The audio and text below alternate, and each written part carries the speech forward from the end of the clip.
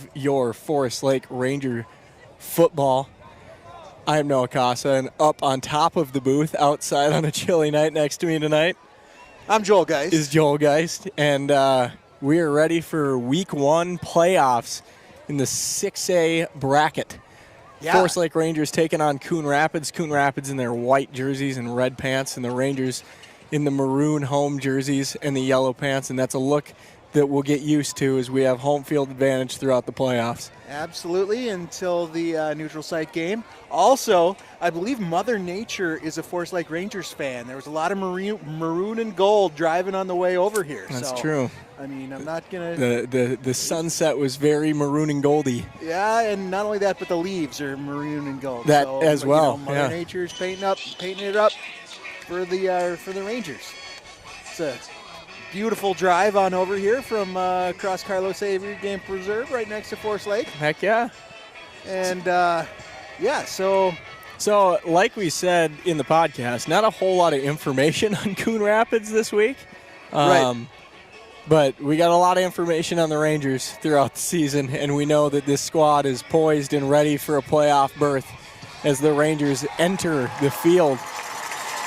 Again, tonight's broadcast will be audio only, unfortunately, due to rights restrictions for the playoffs. If you do want to check it out on video, there is a paid subscription through NSPN. You can sync our audio up with it. But there's a possibility that it might be someplace else, but we won't, until we know for sure, we won't correct. Put that out. But...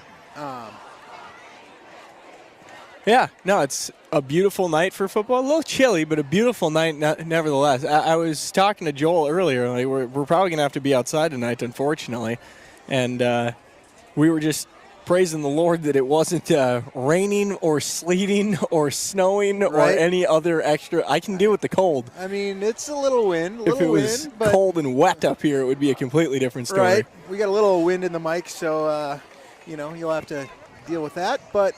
And the PA is going to be a little bit louder than normal. The PA will be louder than normal. However, we probably will not have as much background noise in the booth that we normally have. So no, that's very true. Yeah. No, we'll be. We'll be ready also, Noah has an amazing broadcast ability as well as I do, that we are going to attempt to be more radio-ish. Correct. And attempt to describe the plays a little bit better because you cannot paint you a picture. Yeah, we'll try and paint you a picture with the audio musings of Noah and myself.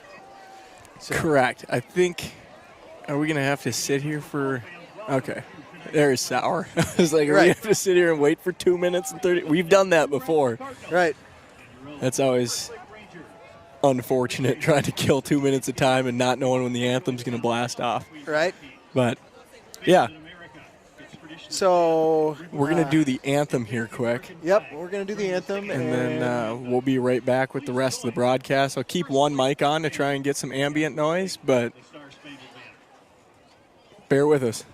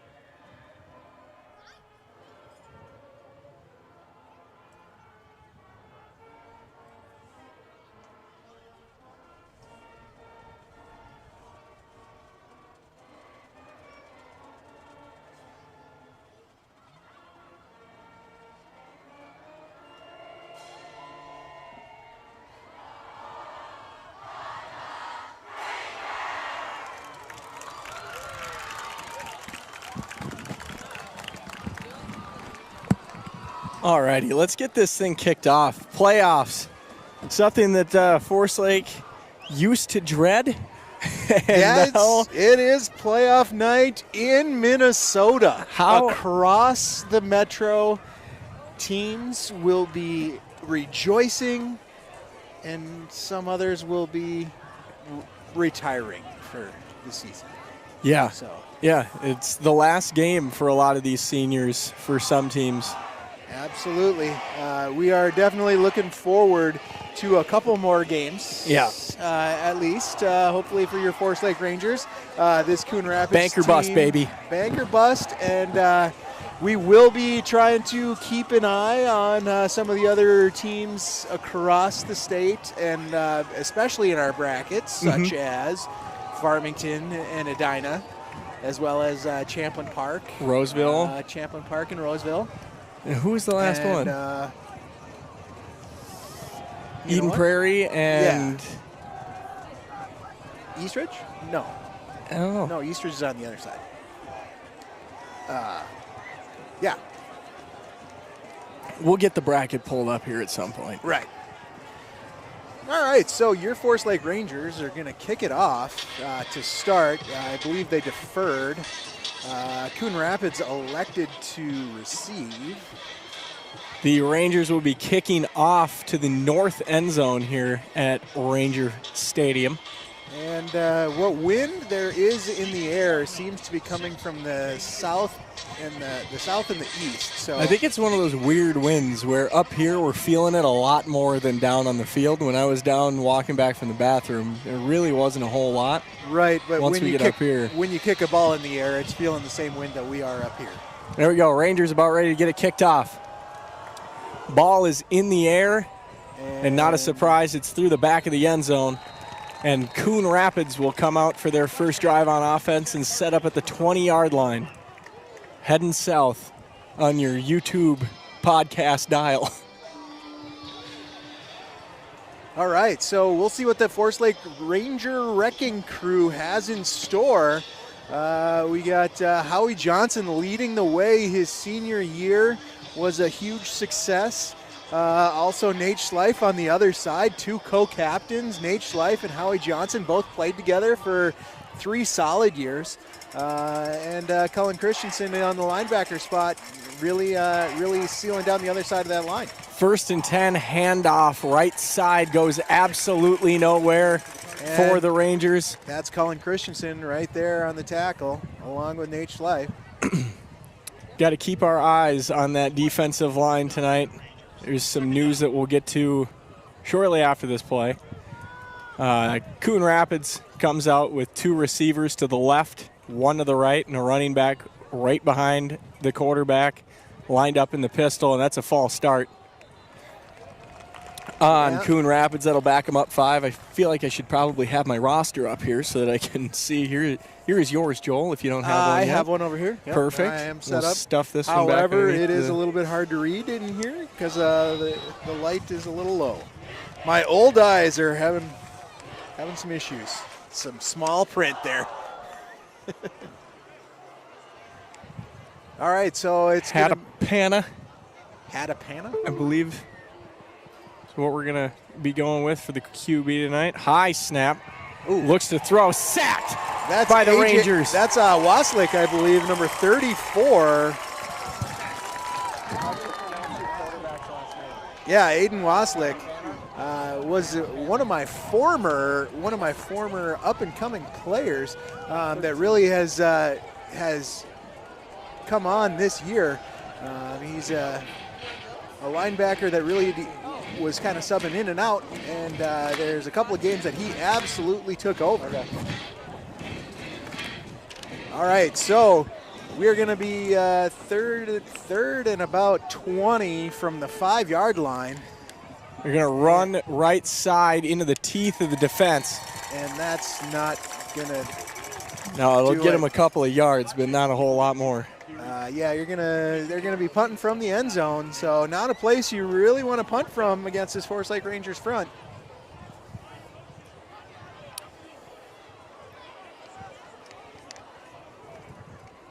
Abra Lidevies. And we got Roney back to receive the punt. Coon Rapids punting out of the back of their own end zone. ball marked at the 9. Roney standing with his heels at about the 42. Snap. Rangers send everybody. Blocked punt. Out of the back of the end zone. That's going to be a safety.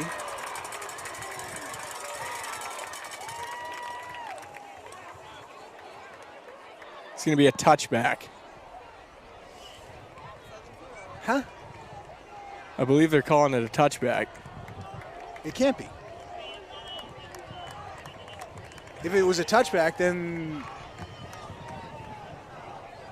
yeah, but you don't get the ball at the 20. Yeah, but I believe because it was blocked.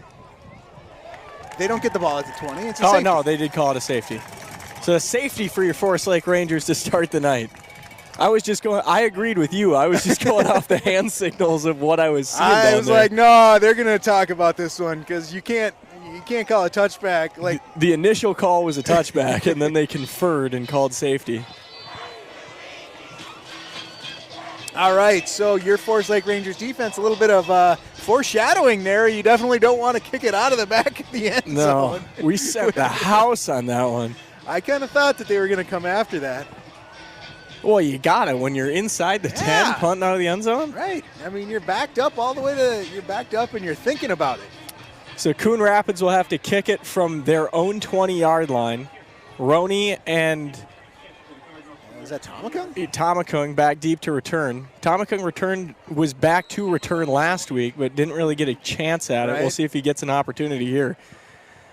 Kick is in the air, low squib kick taken by Durago at the 42, heading out right, cuts back, runs into one of his own men, and lunges forward to the Coon Rapids 45-yard line, and the Rangers have their first drive set up in enemy field position. Yeah, you know what? I like that 44 on old Durago there. Yeah, number change for tonight. Didn't get a clarification on why, but didn't get a clarification. But maybe we'll get something at halftime.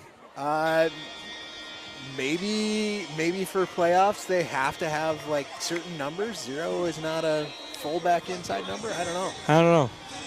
I feel like it's probably a better idea that that jersey got lost somewhere than something like that. Johnson with the receiver to his left sends Westman in motion from right to left. Handoff. Johnson or Jerkovic. Right side breaks it open, and he is gone. Touchdown Rangers. All right, so that was just that counter play. We've seen it so many times, and bam. That play worked very well for the Rangers against Coon Rapids in a preseason scrimmage. Yeah. Jerkovic had 2 house calls off of that play, and they decided to dial it up here, and it worked to perfection. Yeah, that was and hey, you know what? It's kind of weird, though. We thought that, like, if we were going to have a big play, usually we have that to start off the game. But this year, Durago up the middle for the 2-point conversion. I didn't even see it happening. He did get across. He was got way pushed. in, and they're going to say no. What? So our score will stay at 8-0. He was way across. He was way across the line. Okay. So, anyways, yeah. It's annoying. So, big play defense. The defense comes up with a huge block and a safety. And the very first play, just a house call by Jerkovic. And, big play after another. And, 8 points on the board. And we are less than 3 minutes into the game. Right. What I was going to say on that last defensive possession is we got word earlier tonight that Howie Johnson is 2 tackles for loss away. With 2, he's 1.5 behind, but with 2, he will break the state record for career tackles for loss. Right. I didn't want to jinx it by putting it out there, but it's inevitable. It is inevitable, but you never know. Hopefully that last one comes on a sack. Yeah. That'd be fantastic. So 9:25 here in the first quarter. Onawaga on to kick it off, and we'll see if he boots this one through the end zone. My guess is it's going to be pretty close to the last one. Yeah, I mean, this camera guy kind of set up in a bad spot because that's where a lot of Onawanga's balls bounce. And this one is another boomer and just misses. Just misses the camera guy.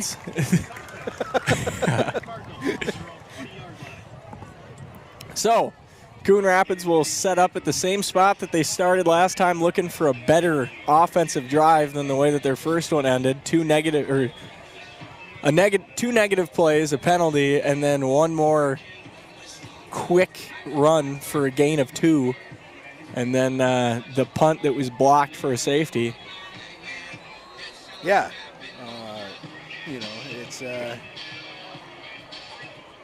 Coon Rapids out now with 2 receivers left, 1 right, and a running back lined up behind the QB.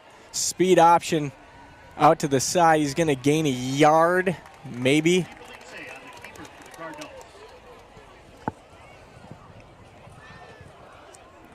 I don't know. I feel like we're getting quite a bit of wind on the mics. I don't know. Mine doesn't sound too bad. No, I can hear it. It just in the picks up a background. little bit. I might have the screen here to break that up. There it was. Coon Rapids comes back out, same exact formation. They dropped a pass now, throw out to the sideline, intercepted by the Rangers at the 25. Aiden Waslick again comes up with a huge tackle for a loss, and then he comes up with the interception. Wow. Have yourself a first quarter, Waslick. No kidding. Rangers will start out at the 26-yard line. And I believe it was about 5 games ago that Aiden Waslick won the up-and-coming award. And, man, when he gets out there, he's making some noise because he hasn't been playing a lot. It's been Loomis, Durago, and Dagerstrom a lot this season. And Waslick is and Jerkovich on a counter again and nearly broke that one. Yeah, if he could have just kept his feet under him, he had space to go around the other side of Durago. Durago was there making a block. He kind of got pushed back a little bit, but it was a situation where Mac just kind of expected him to go forward, and then he got leaned back into. Johnson with 1 receiver to his left, 1 to his right.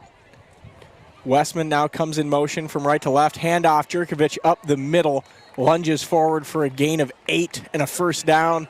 Ball now sits on the 14-yard line. And that'll move the chains for the Rangers. So the Rangers, a couple of handoffs, and they're immediately into the red zone. Pretty easy when you get set up at the 25. Johnson now, 2 receivers to his right, 1 to his left. Jerkovich offset to his right pocket. Johnson out of the pistol. Westman goes in motion from left to right. We got a flag on the play.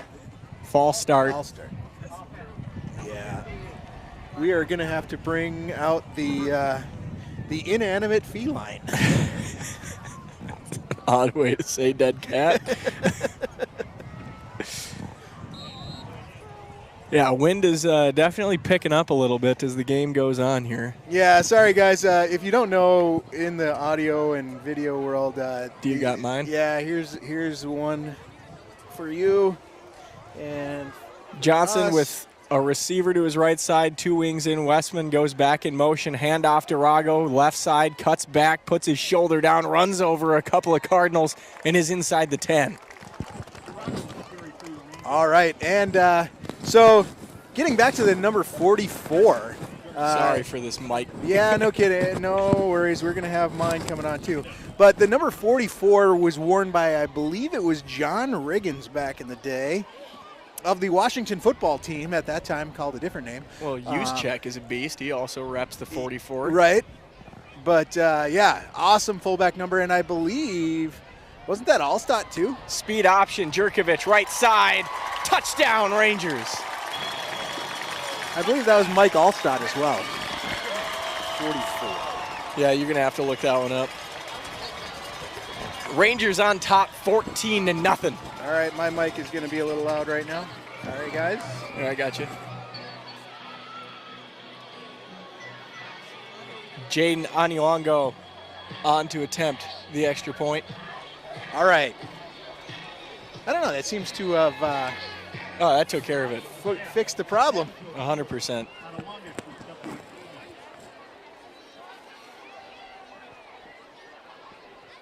Savageau, snap, hold. Jaden's kick is up and good. Rangers tack on the extra point, make it 15-0 with 6 minutes and 47 seconds left in the first quarter. So we were talking about the bracket. The team that we could not think of that was also in our was Playing EP. EP and Lakeville North. Lakeville North, that's the one. Thanks for looking that up because I completely forgot about it. Right. I was on to the next thing. I knew we had. It was bugging me. We need a run or a pass by Coon Rapids here so I can take my headphones off and hear how Sauer pronounces this name. Yeah, we did not get a pronunciation from anybody in. El Brazidi? Deedzi? What number? 13.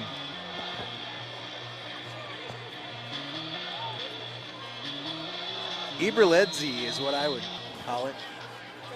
We'll see. We'll see what Dave goes with. Jaden's got her all teed up, and that ball is booming in the air. And that one is out of the back of the end zone. Out of the back of the end zone. So Coon Rapids, for the third time tonight, will start at the 20-yard line.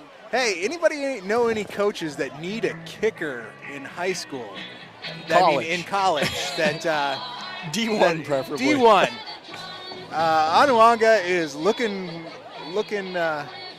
pretty solid, and if I was a D1 football coach, I would say, wow, that kid is, we got to get that kid here. He's something else. So, yeah, for sure. I just want to see him bang one home from like 50. He's got one from 47 or 46 already. Coon Rapids, first down, ball on the 20. Two receivers bunched to either side. They go speed option, late pitch. Oh, and wow. Tamakung lays a hit at the 15. Woo! This Rangers defense is fired up. Fired up, I'll tell you. Absolutely. I got the chat pulled up because we have that for the audio games. But if you are just joining us, yes, due to playoff restrictions, we can go audio only. There's a paid-for broadcast that you can find at NSPN, but right, you gotta pay for that one. Coon Rapids looks to throw again from the right hash. He's gonna roll left, looks for a receiver, finds one out on the sideline, close to the sticks, working his way, and is going to push through about 4 Rangers and get the first down by a hair.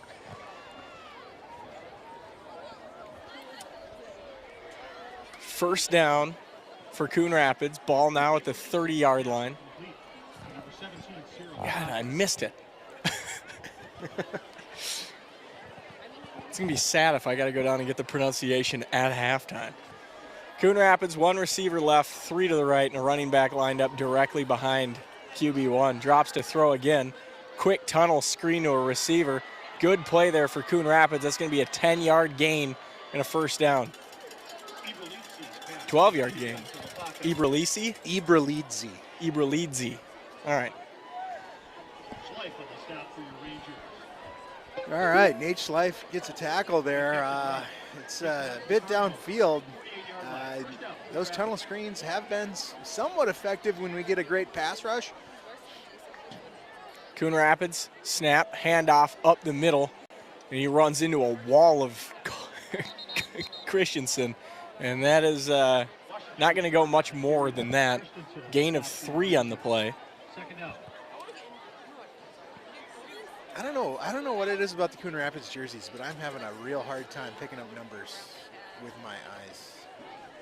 Well, you got the binos. I know I got the binos, but it's hard to see the entire play when that's true. You're looking through the binos. Coon Rapids, 2 receivers to the left in a bunch. Running back in the pocket of Ibrahidze. Ooh, that should have Looks been to pass, throws offsides. deep down the sideline. Nobody there, incomplete.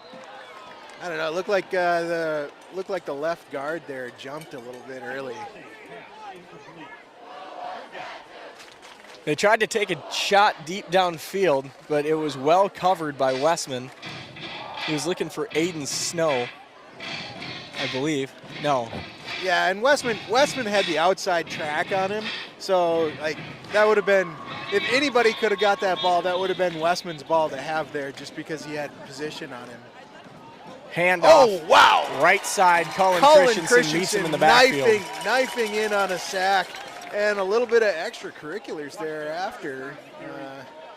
Roney gets chucked around by a running back there. That is a loss of 5. And it looks like, oh, they're going to go for it. Maybe the punter. They got 2 receivers to the left, 3 to the right. Maybe a hard count, and then the quarterback punts it. Right. Hey, we can do that too. Is kind of what they were thinking. All right. They tried the hard count. The hard count's not going to help them. Yeah, it doesn't help when your guy jumps. Well, and it's also 4th and 11. Right. False start called on Coon Rapids. That'll back them up another 5 and make it 4th and 16. And now Coon Rapids runs to the sideline. Timeout taken by Coon Rapids. Okay, so no false start on that one then. They said prior to the penalty? Apparently prior to the penalty, they took a timeout. Right. 3:47 left here in the first quarter play. It's going to be 4th and 11, ball on the 42 of Coon Rapids. And I have not seen a punt team come out to that huddle. So unless they're going to pooch punt with the quarterback, I don't quite think that they're going to punt. Well, you know, it's 4 down territory. On their own 42? It's a little crazy. I don't know. I feel like I have a little bit more liberty with the video, with the whole 100%. crew not being here. 2 receivers left, 3 receivers right. A receiver on the far side down here is almost lined up in the neutral zone. Yeah, that's pretty close. They are going to go for it, and they're going to drop to pass. Throwing deep downfield. Ball up. And incomplete. No flags. And that'll be a turnover on downs. He was thrown into double coverage. I don't know. That could have been an arm punt attempt. But that's true. And Westman was in a good spot. Like, if this would have been a close game, like, Westman could have intercepted it, but that's better just to let it drop. Because you would have lost about 35 yards, 40 yards on an arm punt. 1st and 10. Ball on the 42 for the Rangers offense. Receiver left and right, but I'm guessing Westman's coming in motion. Jerkovich lined up to the left of Johnson out of the pistol. No, we're going to move Durago across the formation. Handoff, Jerkovich, right side. And here's that plunging forward. Gain of 8 on the play. And it will be 2nd down and 2 to go.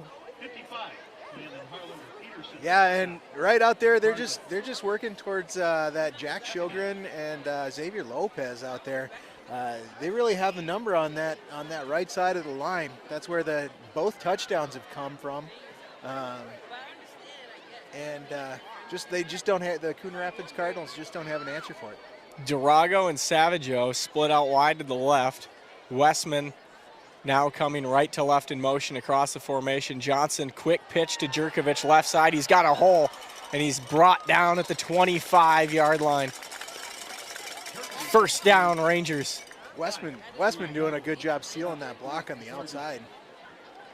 We've had great blocking all season long by the Ranger receivers. Right. All too often, we get a holding call on some beautiful blocks that we've seen in the replay, not being holding, but that time, fantastic job by everybody on the field paving the way for Jerkovich.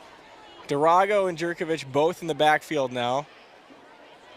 Jerkovich Motions out to the right side, handoff to Rago, left side, up the middle, breaking tackles. Carrying 2 Cardinals defenders. Gain of 11 and another first down. Ball now into the red zone, spotted at the 15-yard line. 2 minutes and 10 seconds to play here in the first. So it's kind of funny. Like, we have 2 very different running backs. You have Durago, that if you had a Madden button, it would just be truck button all the time. And then you have that right stick is just getting worn out.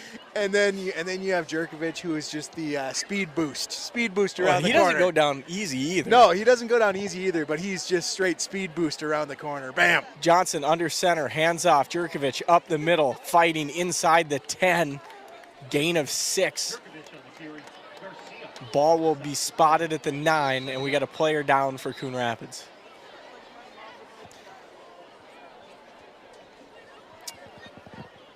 Yeah, it's just something you don't like to see in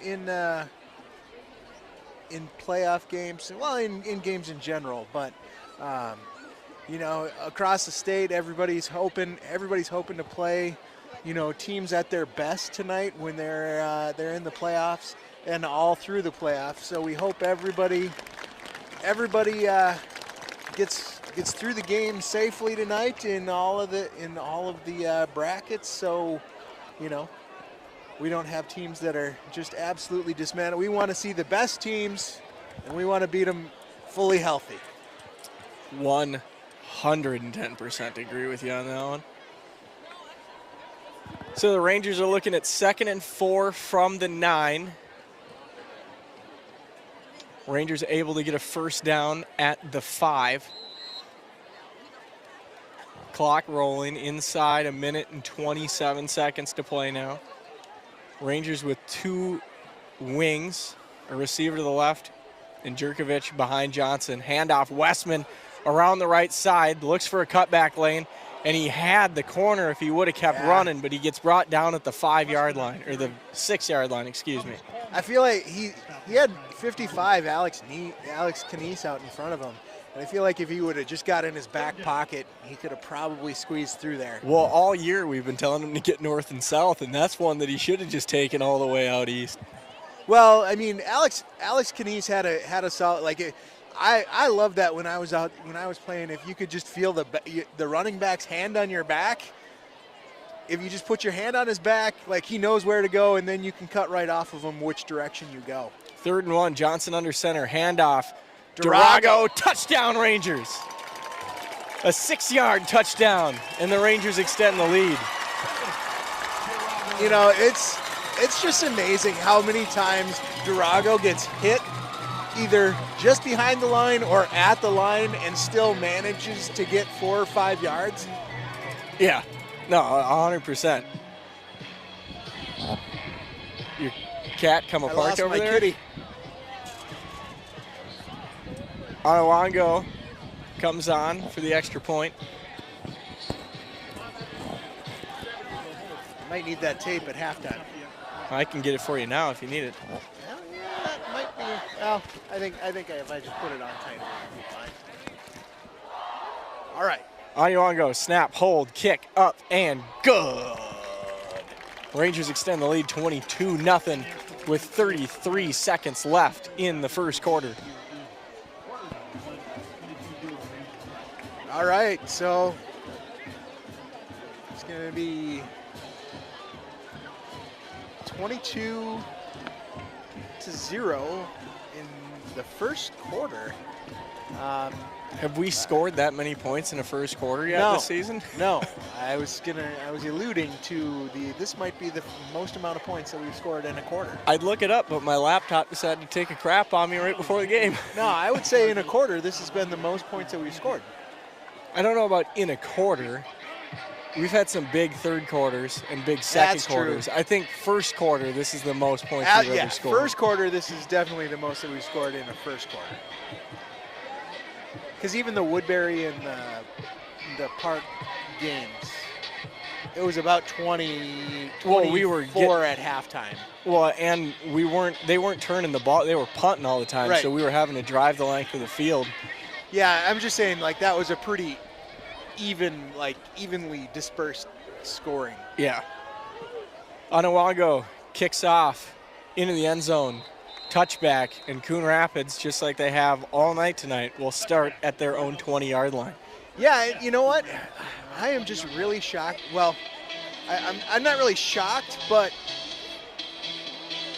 one of these times somebody is going to be sleeping, and Onawago is going to just dump it right on the spot, on the side, and there's going to be like three gunner rangers, like Westman and Jerkovich on that side that are just super fast and get there. Because everybody just seems like they're asleep on kickoffs when Onawaga is kicking off. Like he's going to kick it through the back of the end zone every time.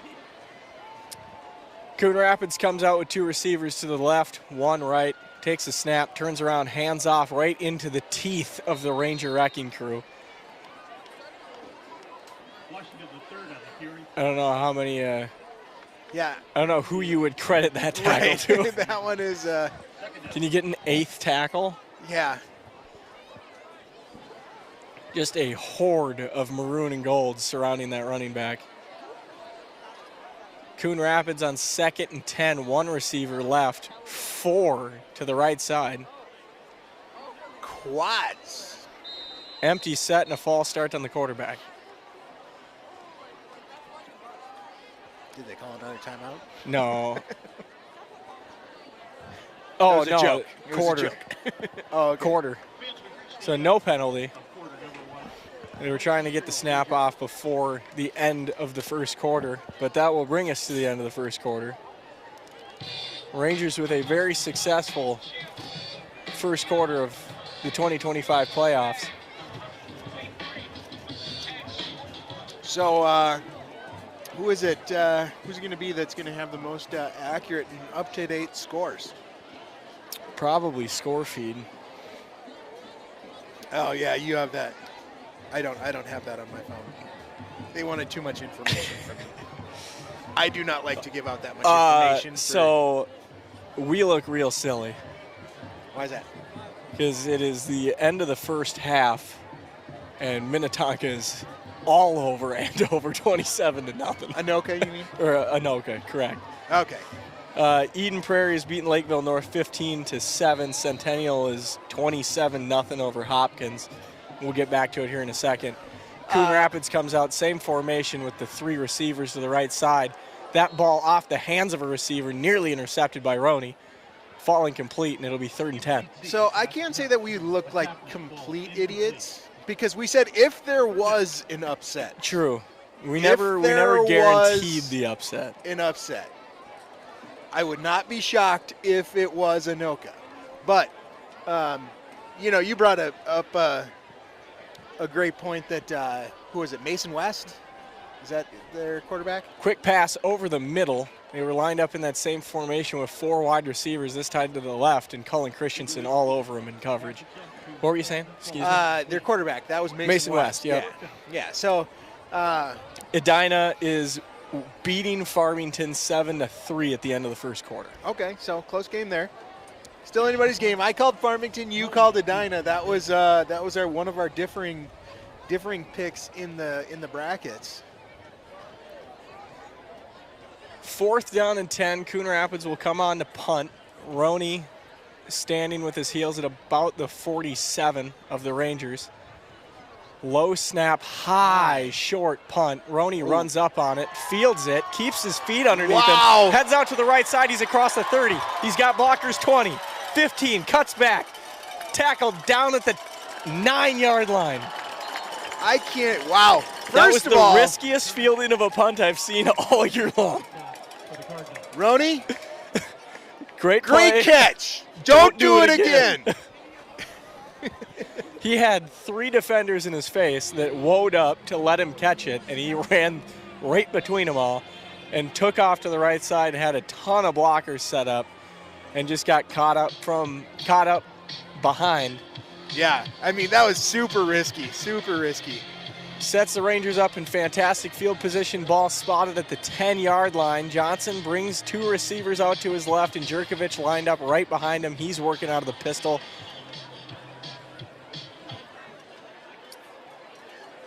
Johnson shifts Durago Rayfield and Durago to the left side of the formation. Wide side of the field, probably a Handoff. Jerkovich, left side, cuts back, touchdown, pending the flag. Get a hold. That's in the area of the holding call. Yep, holding. So that'll back us up 5. That'll be Ball on be on the Rayfield. 15. Yeah, holding penalty on Rayfield. So it'll be first and goal from the 15. Or excuse me, that's a 10-yarder. Yeah. First and 20. First and goal from the 20. Excuse me. Well, and so. But at the same time, now it uncondenses the field a little bit. Right. Rangers can open up the playbook a little bit more. I did like it. I did like it on the right hash there, though. That is. Johnson now under center, working out of the eye. He's got a receiver to either side of him. Pitch Durago right shifts. side. Great block by Durago. Cut back by Jerkovich down to the 10. Won't Still go fighting. down. 7-yard line. Gains 8-yard line. Gains another 6 with 3 guys on him. My Lord, we are running physically tonight. Second and goal now. Ball on the 8.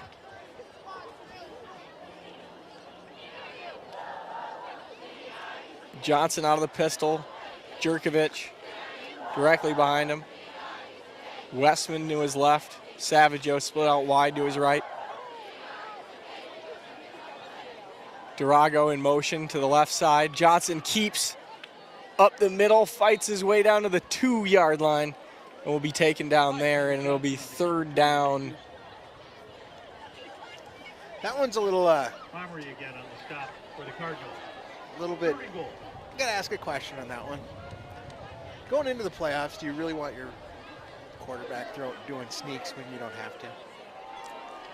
Not a bad call, but that looked like it was a speed option, and Johnson called his own number. Yeah, I get it. Johnson with 2 running backs behind him. He's out of the handoff. Durago, touchdown. Johnson was getting tackled as he handed the ball off. Luckily, there was no fumble on the play, and Durago walks in untouched for a touchdown. Yeah, I couldn't tell if he made the handoff already or if he still had the ball because his hand was kind of on the other side. And nobody really reacted. Right.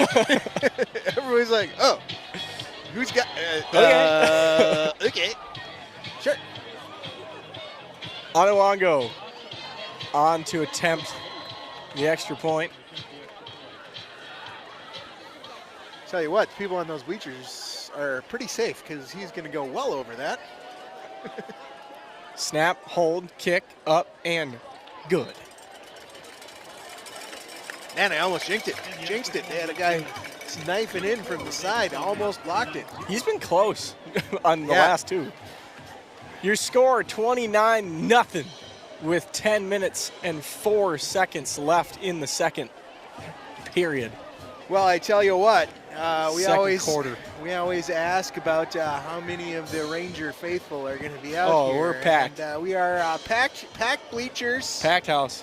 Packed student section. Got the band out there Full tonight. band, yep. Band, dance team. Everybody in attendance tonight for this inaugural playoff game. I'm seeing cars pulling into the junior high across the street, which means we're officially into overflow parking here. Yeah, we are significant overflow parking. What is that, the city center back there? The city center is packed. Yeah. Actually, there's some open spots back there. It's not as far of a walk. Right. I don't know. Rangers got it all teed up, ready to kick off. Now kick into the south end zone here in the second quarter. And this one gets hung up in the wind and caught, but just barely into the end zone. And Coon Rapids will again start from their own 20-yard line. All right, so let's get some more of this Ranger Wrecking Crew. You know what? Tonight might be a next man up candidate night. Very true. Even though a former winner would win player right now be my defensive player of the game, Aiden Waslick. Oh, yeah. Former next man up. 1st and 10 for the Cardinals, and they are all bunched up with one receiver to the left side. Almost a quarterback all alone, 2 running backs up. They go quarterback power to the right side. Taken down after a gain of 2, 1.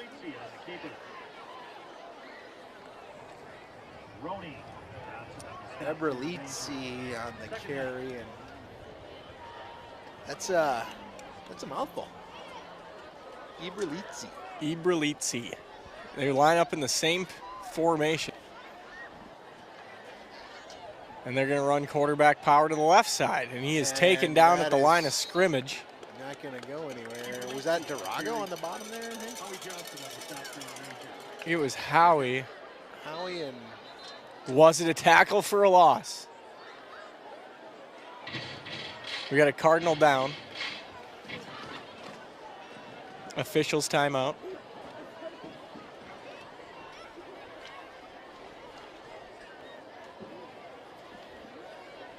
Yeah, that was Howie and Andrew Johnson right there. Both right next to each other on gap contain, and both got enough penetration to go through and come up with part of a tackle there. 9:23 on the clock. I think they're going to give him no gain on that one, so Yeah. I don't think that would count as a half. That might have been a cramp or no, maybe an ankle. Yep, ankle. Yeah, he's not putting a on that. Yeah, that's a ankle sprain-ish.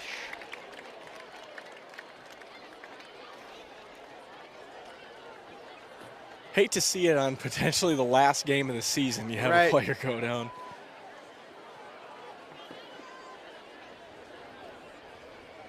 All right. The offense and defense have made their way back out to the field. Eberlizzi back into a more conventional formation here. 2 receivers to his left, 2 to his right, and a running back in his hip pocket, right side. Sends a man in motion from left to right. They're going to pitch it to him around the outside. Gains a couple, but it's going to be 4th down and medium. And what do? Do you give the ball back to the Rangers in favorable field position, or do you just punt the ball away? I mean, looks like they're going to punt the ball away. I don't know. It's one of those situations where when you punt, you're kind of telling your team, you know, unless we can do something later, this we don't want it to get ugly.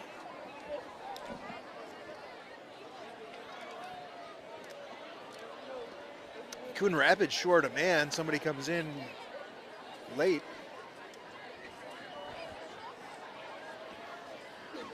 Snap.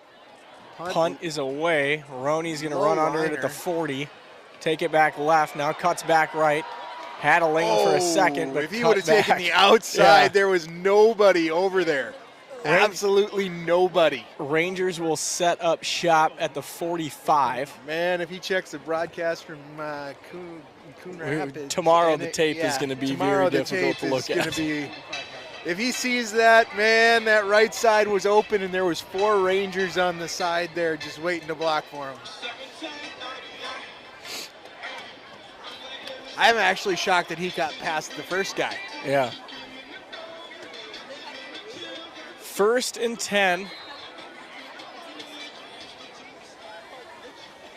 Rangers got 2 receivers to the left side. Johnson shifts his 2 tight ends from right to left. Johnson hands off Jerkovich left side, trying to get to that edge. 50 holding call, and Jerkovich will be brought down at the 35-yard line, but it's coming back. It's coming back. The hold happened around the that one's warranted. 48. I saw that from here. The hold happened around the 48-yard line, so I think they're going to, now they're saying the 49. So they'll take the holding from the 49-yard line.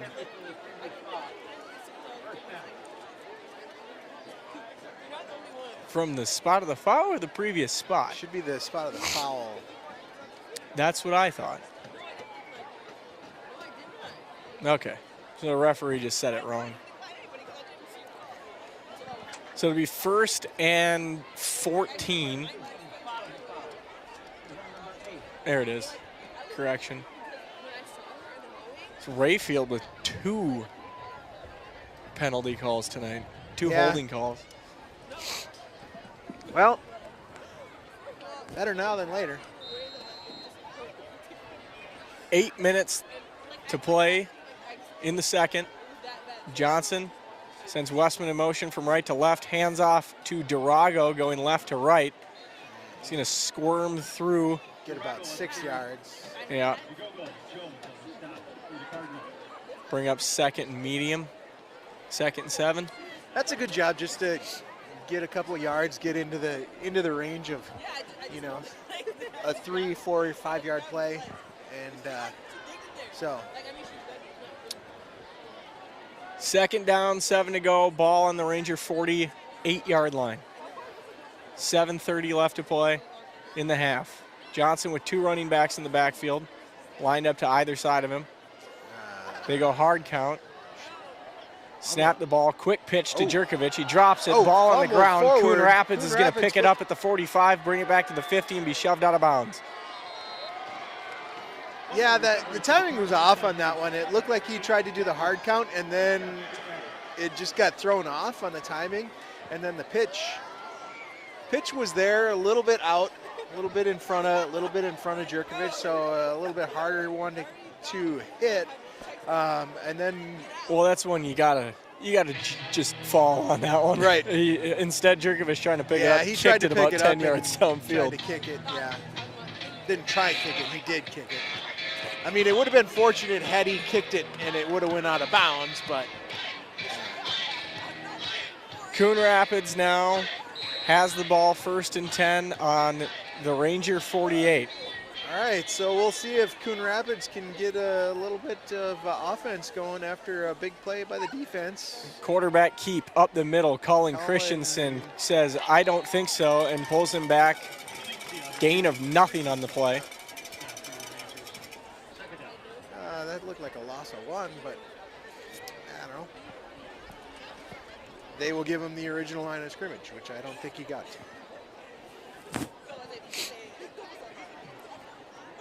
2nd and 10. Coon Rapids with 2 running backs. Off to the left side. Now one splits out wide. Iberlitzi's got a receiver to either side. Drops to throw. Howie with a sack. Big sack. Down for 12 yards. That's it. That's it. They were calling, all right, so that right there is a beautiful scene. Howie Johnson goes to hug Brad Johnson after Brad takes a timeout. Brad and Howie Johnson have been here for 4 years, and Howie Johnson gets the record, Minnesota State record for tackles for a loss. What a beautiful scene there. You know, he's been playing here his whole time, and Brad has been his coach the entire time since he was a freshman, and he comes in, gets a big sack in a playoff game. Just a great moment for the team. And what better way to do it? Yeah, Sack absolutely. for a loss of 12. Yeah. That's not only is it a huge moment for Howie, but it's a huge moment for the Forsyth football program. Absolutely. We have not had something like that in a long time. Yeah. Congratulations, Howie Johnson. Well deserved. And we're going to miss you a lot next year. Well, we won't miss him that much because we might be seeing him in the maroon and gold. Well, yeah, we'll keep in touch. Maroon and gold in Minnesota, in U of M. So 3rd and very long. Coon Rapids drops to throw. They're going to chuck it deep. Ball uncatchable, completely overthrown. Westman in coverage. See, and it's going to bring up a 4th and 19. Like that right there is perfect coverage by Westman. He wasn't touching him. He was just running a lot slower. So he was kind of holding the receiver back, and the receiver really couldn't get around him. So, you know, you can't get a penalty for running slow. solid. How about a Howie Johnson blocked punt? I don't know who got that block punt earlier. I don't know who that was, but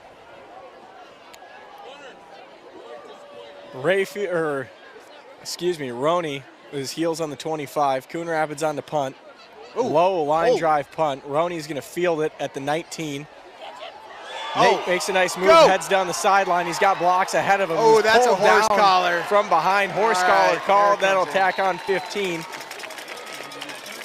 He's forced out of bounds at about the 45-yard line. I don't know. Roney is feeling it tonight. He is trying to return everything, and he might house one tonight. I think he houses one this year at some point throughout the playoffs, if not tonight. I mean, he's been close twice. That one, when he sees the replay of that one, the last one, I think he's really gonna be disappointed he Yeah. didn't cut that one to the outside. Oh, I didn't. We were so focused on everything else happening. We got a Ranger down. Oh shoot! Referee timeout.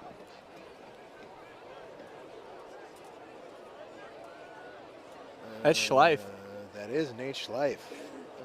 They're looking at his calf.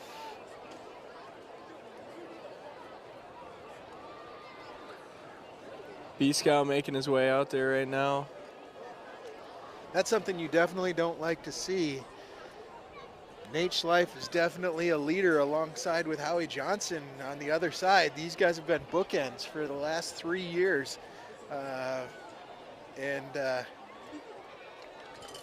We hope he's up and okay. Not putting a lot of weight on it. He's going to walk it He's off. going to walk it off. All right.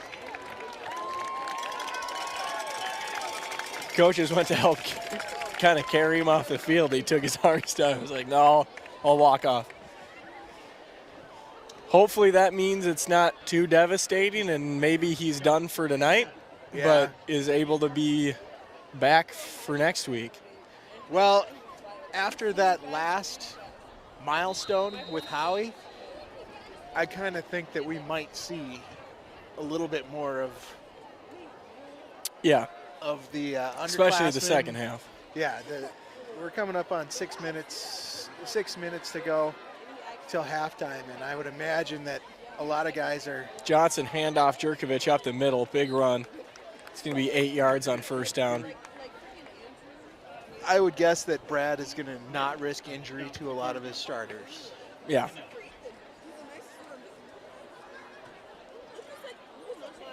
Second down, 3 to go. Ball on the Coon Rapids 38. Rangers smell the red zone. They got a receiver right, receiver left, and Jerkovich lined up behind Johnson working out of the pistol. Westman comes in motion. Handoff. No, they're going to throw. He's got Rayfield downfield. Oh, and he's at the 1! Incomplete. Oh. That would have been his third catch taken down at the 1 this season. Rayfield should have about 2 more touchdowns in the stats. And 2 more yards. 2 more yards and 2 more touchdowns. That would have been a third. Johnson with another beautiful ball there. That was a great ball. Maybe a hair underthrown, if that. Rayfield just not able to get his hands under it. Johnson sends Westman right to left, takes the snap, hands off. Jerkovich cuts back, stiff arm, across inside the red zone, and taken down at the 16-yard line. Man, he is running with authority tonight, him and Durago both. We got fully healthy Jerkovich back now. Right. I mean, he had that injury week 2. Was it week 2 or? Yes, against week 1. Week 1. Yeah, because he was out for week 2 and 3. Yeah, week 2 and 3, and he has been really taped up. This is the first Johnson game looks to pass, throwing right side, end zone. Savageau! What a catch in the back corner of the end zone for a touchdown.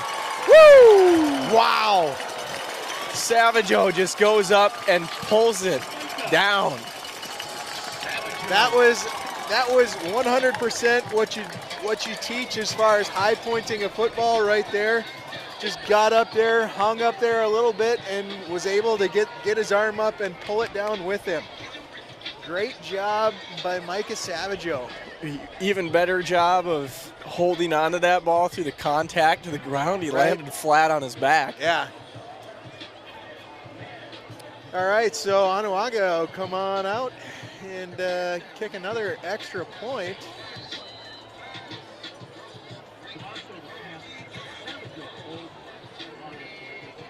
And student section's got this press box rolling. It's rocking tonight. Onawango on for the extra point. Savageau, the holder. Snap, hold, kick, up, good.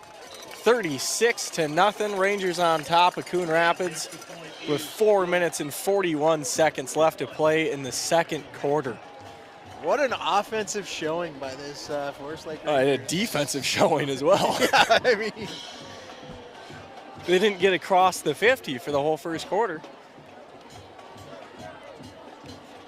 And the couple times that they the only time that they did get across the 50 was a fumble at the 49.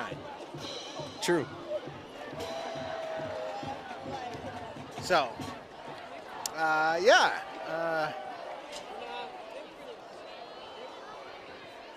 we'll see what the defense does. See if everybody comes back on out. I would imagine that we are going to see some young guys, and I am looking forward to a couple of young guys coming up that have not had a ton of time to play because of the people that are in front of them. Yeah. Something to monitor here. Savageau is over on the trainer bench.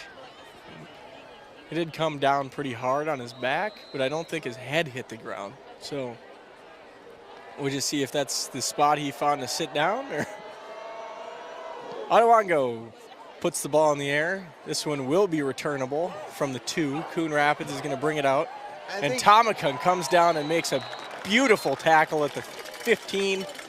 And Coon Rapids will have to set up with the worst starting field position they've had all night today. So I've been watching Micah here. He seems okay.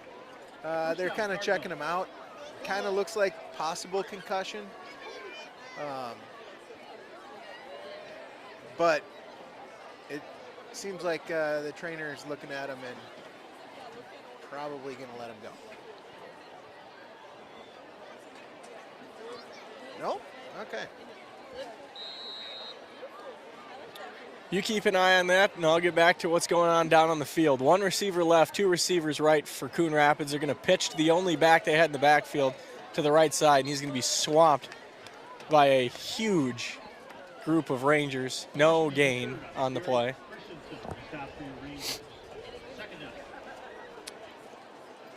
It'll be 2nd and 10, ball on the 19. 4 minutes and 15 seconds left to go in half. Clock winding.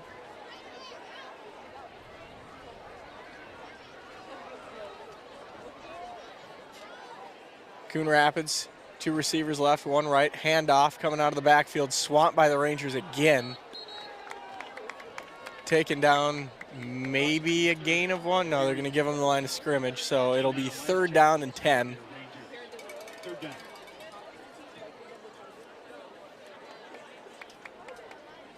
Ball will still be on the 19, but we are now to 3 minutes and 30 seconds left to play in the first half.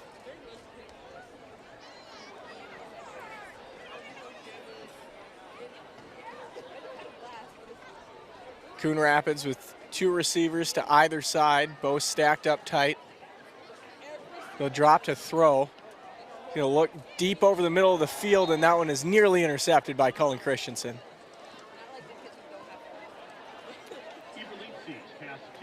Yeah, it looks like he's buttoning back up. Looked like they were hitting him with a towel there, maybe just a cut. Yeah, it looked like a cut or possibly like a bloody nose from like maybe his helmet shifted and his chin strap came up on him. Coon Rapids will punt on 4th and 9 from the 19. Roney deep to return. All right. Here, they're kicking Timeout with called the by wind. Coon Rapids. Kicking with the wind again, so they'll get a little bit of a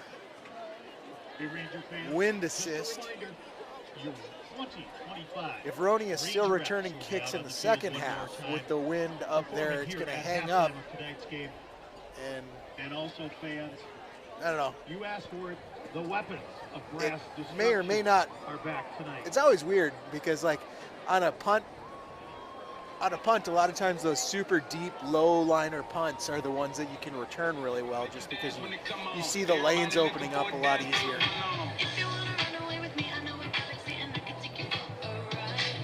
Wow, that's loud.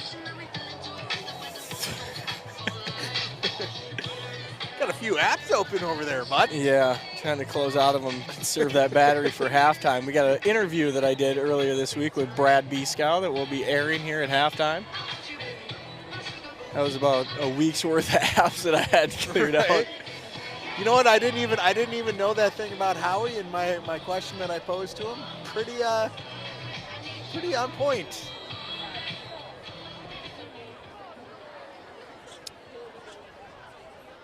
Kind of Brad getting the full High snap on the punt, nearly blocked again, but a low spiraling punt gets off. Yeah, Roney's going to let this one bounce, and the Rangers will set up with maybe the worst field position they've had all night tonight. They're going to have to start at their own 33.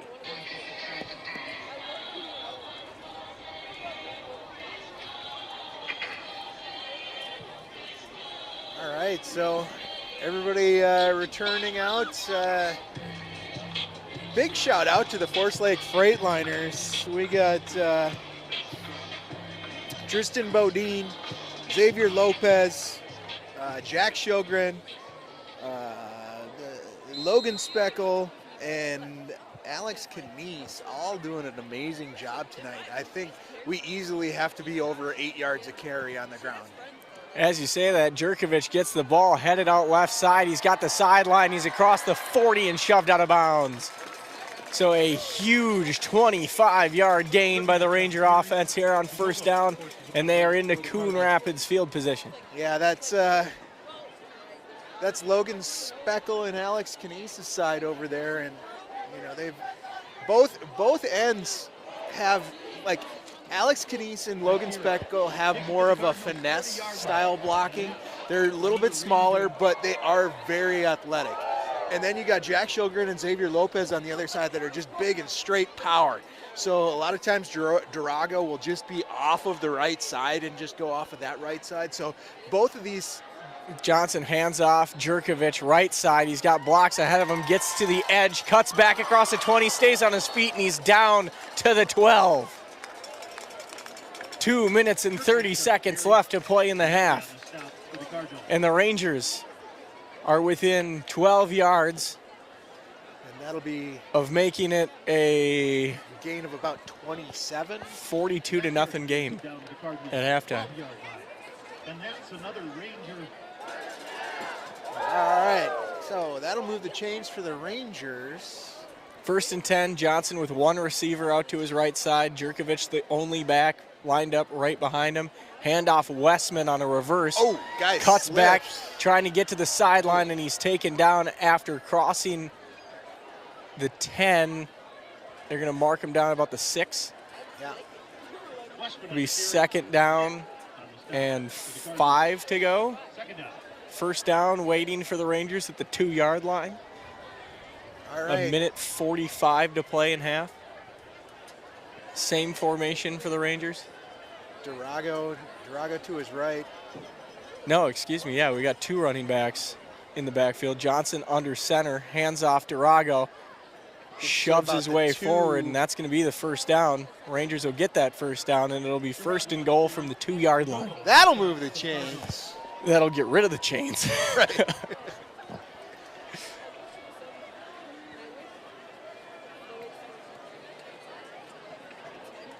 First and goal Jerkovich will be the only back. Johnson's still out of the shut. Now they shift into an I formation, a receiver left and right for the Rangers.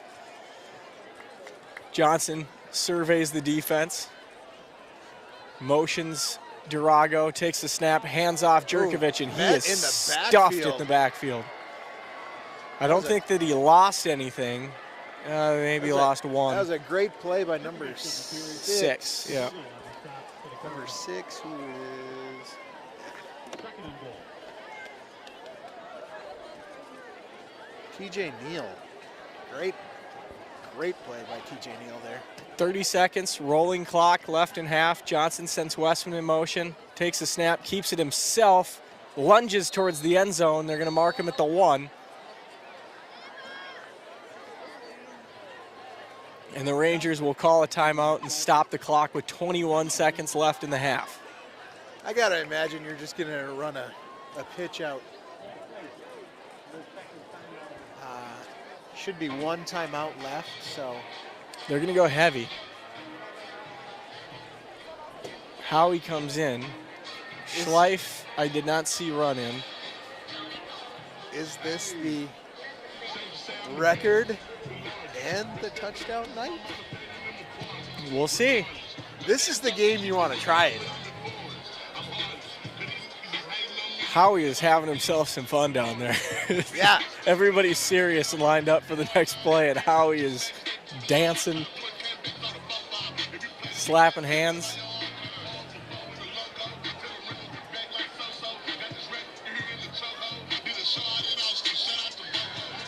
I do not think that this one's going to go to Howie, but Now, Durago in the backfield and a whole lot of Rangers to the right side. Hand off Durago, he walks in easily. shoots and he Touchdown, scores. Rangers. Sorry, that comes from my That'll Move the Chain skit. He does the And exact. boom goes the dynamite. Boom goes the dynamite.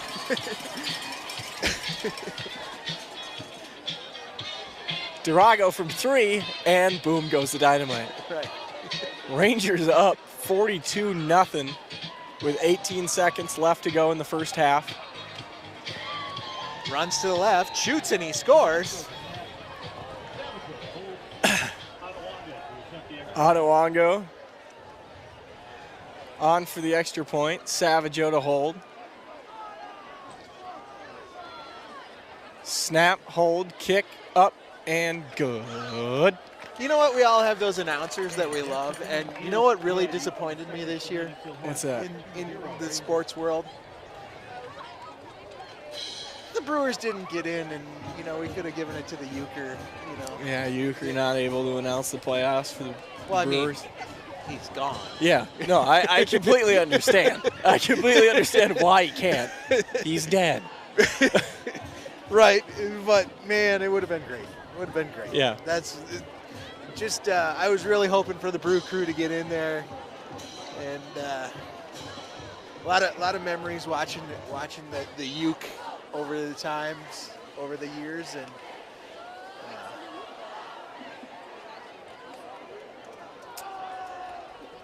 18 seconds left to go in the first half for the Rangers. Oh, man. Ottawongo has it all teed up, ready to go. It is getting significantly cooler Yeah. up here Tell you what, as half goes. I am happy the trencher is on. Yeah. I can't keep my inanimate feline on now.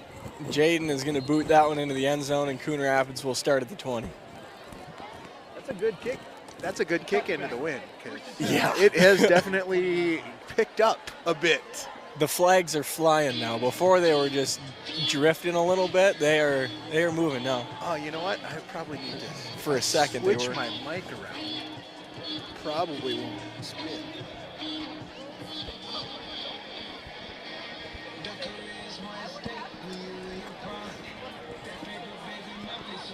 All right, Coon Rapids with 18 seconds left. We'll see what they want to do here before half.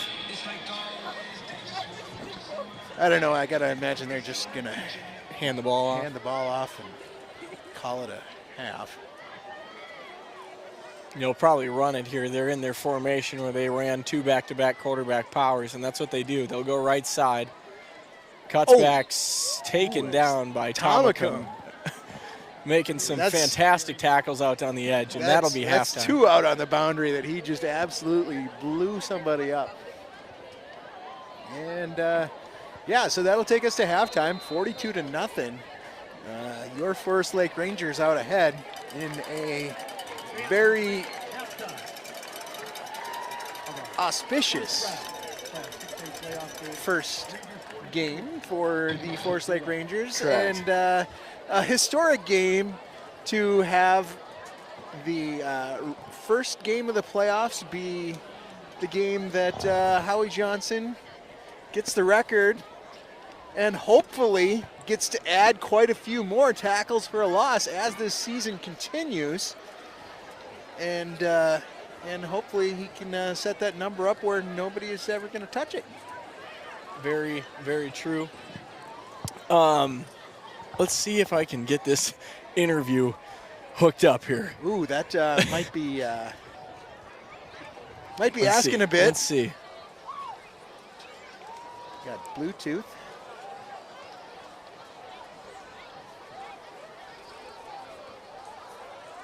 This is a new board for me. I have not. Yeah, so as far as a recap goes, Roni's had quite a few great punt returns. We had that first punt block for a safety, scored a touchdown on the very first offensive play that we ran by Mac Jerkovich. The 2-point conversion, no good. And then we had a couple of stops, turnovers on downs, and Max got 3 touchdowns tonight? I think it's 3. Drago's got 1. No, Drago has 2. And Savageau has 1. So, so we're at... It's not connecting, unfortunately. What?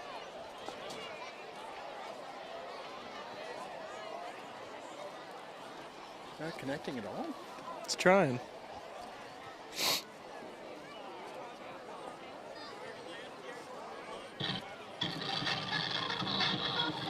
Maybe we'll try this old trick. The old Turn it off and back on turn again. it off and back on. I don't understand how the sound of our music in this stadium sounds so fantastic for all of the normal game music, but whatever mix the dance team gives, Their levels are too high. it's rough. Their levels are too high. Oh, 100%. If they would just take their levels down about a quarter, it would sound a lot better. Still nothing. Now it's searching for the device. Ugh. It's gonna be disappointing if I don't get to play that. I thought you would have had it loaded up. No, I needed to use this, and this wasn't working all week to be able to do that. Oh. I see. All right, well, we are going to take a quick break for halftime. We were hoping, we got attempting to pair. There we go. All right. We're connected. Fantastic. Hey, we might have it. Technology. All right, well, enjoy this interview that I got to do earlier this week with Coach Brad Beeskow. Alrighty, Brad. So to start out, congratulations on the season. I mean, 7-1 is a pretty big feat in 6A football. Only one other undefeated team in all of 6A. It's Joel and I talked about it on the podcast of how hard that is to do, and 7-1 is a great record. Yep. Yeah, I appreciate it, man. The kids had a good season and continuing to build towards the playoffs. And it's fun when you just go through everything with the guys throughout the year. We won tight games. We obviously lost a game. We won games going away. We had some blowouts. It was just a really, really fun year. So now we're looking forward to the playoffs. Oh, yeah. And so I guess my first question there is, what lessons do you think the team, you as the coaching staff, everybody in your organization took away from that loss at Mounds View? Is there anything in particular? Yeah, I think we just learned that it's all about opportunities in a game. You only get so many of them on both sides. We kind of obviously talk about complementary football and all three phases of the game mattering. And obviously, in that one, it really, really held true. We had things that we did really well in that game. We had things that we didn't do so well in that game. And so for us to learn that going into the playoffs, obviously going into continuing to, we won the conference, right? Won the district, got a district championship out of the deal, still got the 1 seed where it didn't hurt us in that regards, but we were able to learn some things throughout the game, particularly just in not hurting yourself, right? I think every coach would say that. I think everyone would always say you got to play your game, and the team that makes the least amount of mistakes wins. And that week we made more mistakes than the other team did. And, shout out to Mounds View, credit to them. They obviously did a good job of putting us into some positions where we had to chase a little bit that we hadn't done for the most part all year. And got some things like the blocked punt for a touchdown and cost a couple turnovers and that kind of stuff too. And obviously took advantage of some things going over the top on our defense. So I thought we bounced back from that like crazy. Our kids had really, really good energy the next week in practice. We were able to go into Stillwater and get a big win, heading into the playoffs to get us that 1 seed in district championship. And we're excited about the learns from that game and going into when you have to be playing your best football here in October and November. Yeah, no, that's huge. We talked about that on the podcast of the loss will be a huge determining factor on how the rest of the season goes. You can either take it as motivation going forward and into the playoffs and roll with it, or you can get down on yourself. And you guys obviously did the correct one and took it to Stillwater. And I think it was probably a bit of a weight on. You don't want to lose any games throughout the season, obviously, but it was probably a little bit of a weight off your shoulder not having the undefeated season pressure going into Stillwater and now into the playoffs. But no, I was talking to Joel. I thought it was funny how, you know, my entire life growing up as a Ranger fan and then playing for the team and everything, you're extremely excited for 1, 2 wins during the season. And like I found myself driving home from Mounds View mad that we lost one. Like Yep. it's weird how the culture has just changed so drastically in the last 4 years. And that's just a credit to you and your staff and the players, obviously. But the program has come a long way in a short time. I appreciate that. Yeah, it's always fun when you can kind of set expectations and have a standard with guys, and that obviously started, right when we got here with that 2022 group going and having a good season and that senior class and just building the work culture into everything that we do in the off season. And yeah, you're exactly right. We're to that point now where our kids, expect to win, and with that, they know what it takes to put in the work to get there. And so that's what's fun to have the seasons that you're having, and you just don't want them to end. Yeah, 100%. So going into the playoffs here, how excited? What are your thoughts on particularly our like quarter of the bracket to get to Mhm. that semi-championship? Where how do you think that bracket lines up for us? Yep. We're excited about it. Things line up well. Obviously, when you get yourself the 1 seed, you get home games. You get to play, good teams around the state and around the metro. 6A football is intense always, right? It doesn't matter what week it is. It doesn't matter what team it is when it's the top 32 schools in the state. Even if it's a 1 versus 8 matchup, you got to be ready. And like I said earlier, you can't hurt yourself at any point in time. So you got to be focused on being healthy, right? Having all of your guys, and then just making sure that you're playing your best ball going into it. The bracket's going to line up. You're going to have to, no matter who you play, you're going to have to strap on the pads, and the weather's going to get cold, and you're going to have to go play. And we think the way that we play football, the complementary style that we play with our offense to our defense to our special teams, focusing on hidden yardage and working on turnovers and that kind of stuff too on both sides of the football, all three phases, I think is really, really going to line up for us to play with and beat anybody. Yeah. So obviously we have a great team this year. They seem to be clicking more and more as the season goes on. Not talking strategy or anything. Obviously, we don't want to give any of that stuff up. But what do you think is probably the most significant and obvious X factor that any team is going to have to overcome to beat Forest Lake in the playoffs this year? Yeah, I think number one, it all starts with the ball. I think everybody wants to possess the football. I think we do a really, really good job of that on obviously on both sides with our running game. with being able to put the ball in the end zone when we get down into it, when we are able to get explosive plays. I think defensively, obviously, we do a really good job of stopping the run, and we're actually doing a really good job of stopping the pass as well and creating turnovers. We always talk about like not hurting yourself, and I think every coach would say that, but we truly have won, the turnover battle in pretty much every game this year outside of the Mounds View game.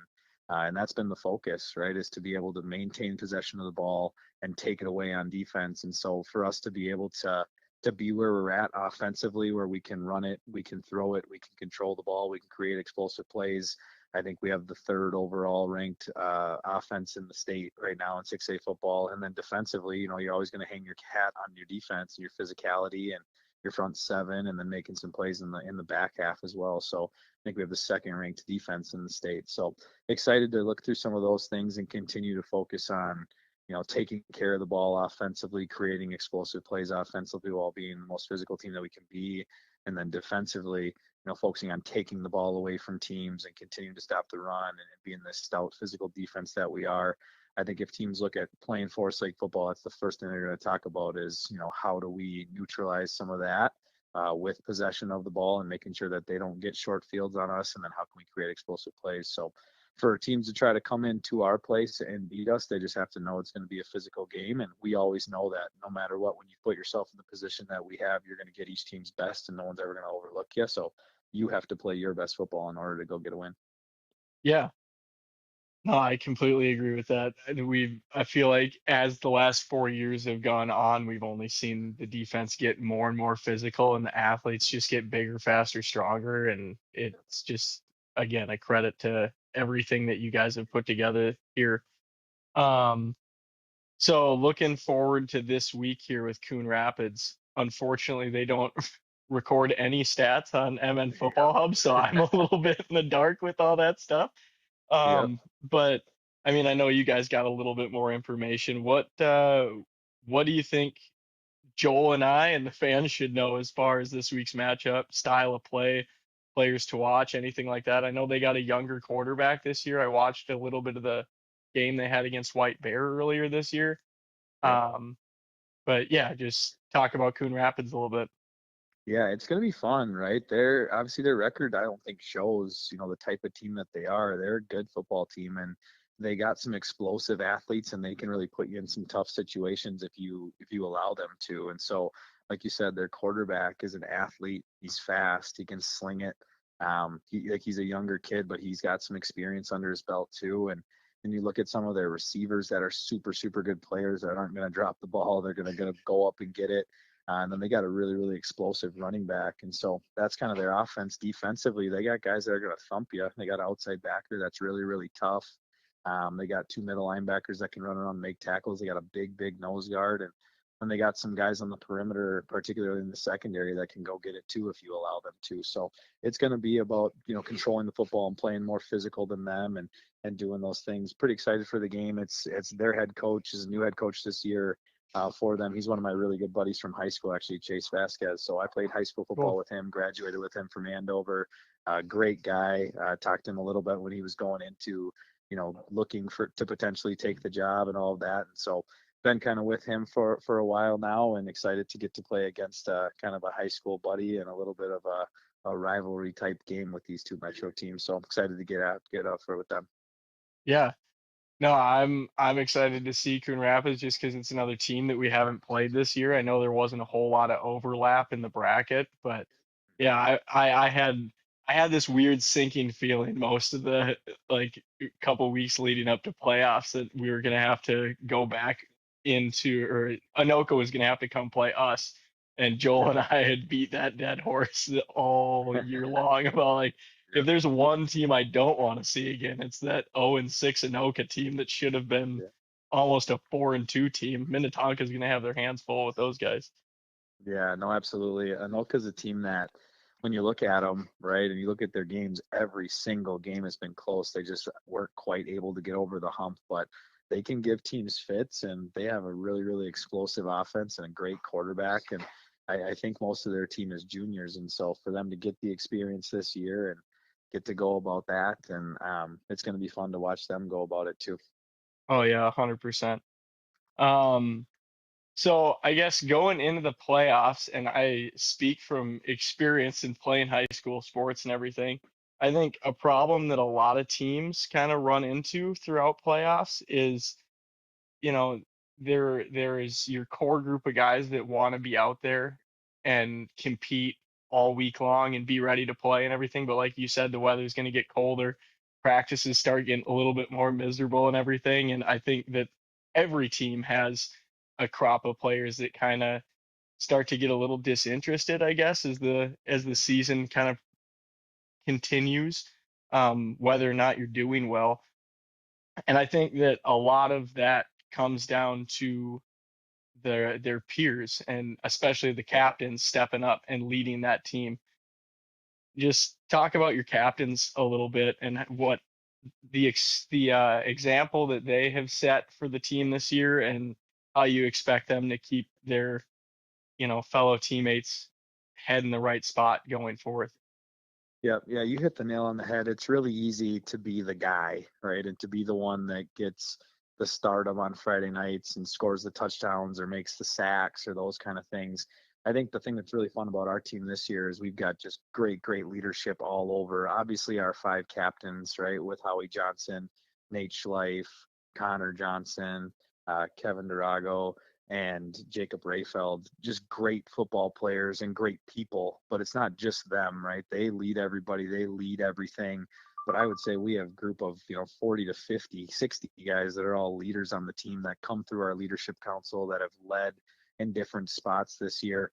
We have guys that have never played a varsity down or very few varsity downs that are big leaders in our football team and create hype and excitement and energy out at practice and on the sidelines and are super hyped for it. We talk a lot about love in our program, right? And what it takes to get through some of these tough things within a season. And a lot of it is to love each other and to love what you're doing and truly want to be out at practice and out in games and that kind of stuff. I just look at it as it's one big program, and our kids get excited for every single game. I'll just give a little shout out to our JV team. Like our JV team is out there, and if you go out there on a Saturday morning, you're going to see, 50 guys that are out there playing, and the other 30 that are on the team that aren't playing, that play varsity, are out there all excited for each other, and they're just out there hooting and hollering and energized and all of that too. And it showed with their success. I mean, they had 5 straight games allowing 0 points and scoring at least 35. And so to do that on the JV field and to go, I think they averaged almost 40 points a game, and I think they averaged giving up like 5 points a game. It was just really exciting to see that kind of trickle down, because then you get that on your scout teams and you get that in your looks and you get that on your sidelines, and all of that stuff just goes down to how much these guys all love each other and are focused on what they have to do no matter who it is. And that's kind of shown on the field, right? It's not like we have one guy that does everything for us. You see a group of 22 guys that are on the field, and then you see these guys on the sidelines and on the special teams and all that too. So that just goes down to the leaders that we've kind of built through our leadership council and through the guys truly buying into what our culture means, what the work culture means. And it's been really fun and exciting. Like, we just want to go out to practice every single day and hang out with each other and laugh and be energized. And obviously we go through, the tough moments and the physical and all that good stuff too, but we're enjoying every minute that we get together. Yeah, no, that's another thing that I've picked up on your teams, even Fridays, and then the couple JV games that I've been to for a little bit. Like, you guys, the culture at that team is such a team culture that I remember many years ago, my JV. I mean, when I was playing, the varsity teams didn't even really come out to the JV games, and then there's been past teams where we have the varsity players are getting kicked off the field by the coaching staff because they're being more of a distraction than they are a positive influence on what's going on. And that there's none of that with you guys. And Friday nights, everybody is engaged in the game, cheering. I mean, third downs, the stadium's got, or not only does our stadium get loud, but our players on the sideline are starting their own chants to try and do what they can on the sideline to participate in the game. It's awesome. And I think the whole fan base and everybody has picked up on that energy, and hopefully the Ranger faithful and everybody. All right, welcome back. So we had to cut that off a little late. and I'm out of breath because I just went running across the entire campus to get to the bathroom and back. Whew. All right. So, as if things couldn't really get worse for Coon Rapids right now, they got to come out of half and kick off to us. Yeah, I think we're going to end up seeing, special teams are probably going to be most of the starters, and I would think that we might see some subs in on the offensive line, defensive line a little bit. It looks like Howie right now, we had talked about your leadership, and Howie is looking at, he's got all his young guys down there. He's got Asher Wilson, who is a freshman, who Howie is the perfect person to look to be under as far as an understudy, because Asher Wilson is a freshman this year and is kind of trying to do that same thing that Howie Johnson wanted to do and be an impact in a varsity team when you're a really young kid. Coon Rapids kicks off. Roney down the sideline. He's got a couple of blocks ahead of him, and he's taken down at the 50. Man. Whew. Still trying to catch my breath. That was a run up the bleachers. Holy cow. First down, Ranger. All right. First. So that's about a return of about 30? 30, yeah, 35 for Roney. So, you know what, Roney might have like 150 return yards tonight. Yeah, he might, honestly. First and 10 for the Ranger offense, and we got all the starters out there. Johnson out of the pistol, 2 receivers to his right, 1 to his left. Shifts Jerkovic to his right side. Durago goes in motion. Handoff, Jerkovic up the middle. Quick 6. Gain of 6. Jerkovic on the carry. 24 George Jackson on the stop for the Cardinals. Second down. All right, so they're going to give him a little bit more than 6. Looks like 7. First and 10, or second and 4. The scoreboard's wrong over there. Johnson, hands off, Westman. Ooh. Nice block. And they're going to call that a crackback. Westman on the carry. I don't know about that. He was within the framework there. I don't think I quite agree with that call. That was an amazing block. That was a good contact football block there. But they're taking that fun out of the game, you know? That was Savageau, right? Yeah. 13. Yep. There were 2 flags that came in on it, so we'll see. I don't know. what They the call is. they might be talking about picking that one up because it was kind of in the framework.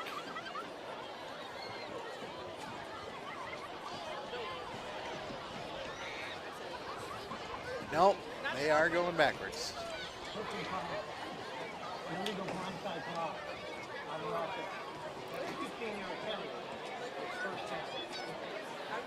All right, so it's going to bring up second and very long. Be about second and 17. 18. Yeah, not a fan of that, but oh well. Johnson has 2 receivers to his right side.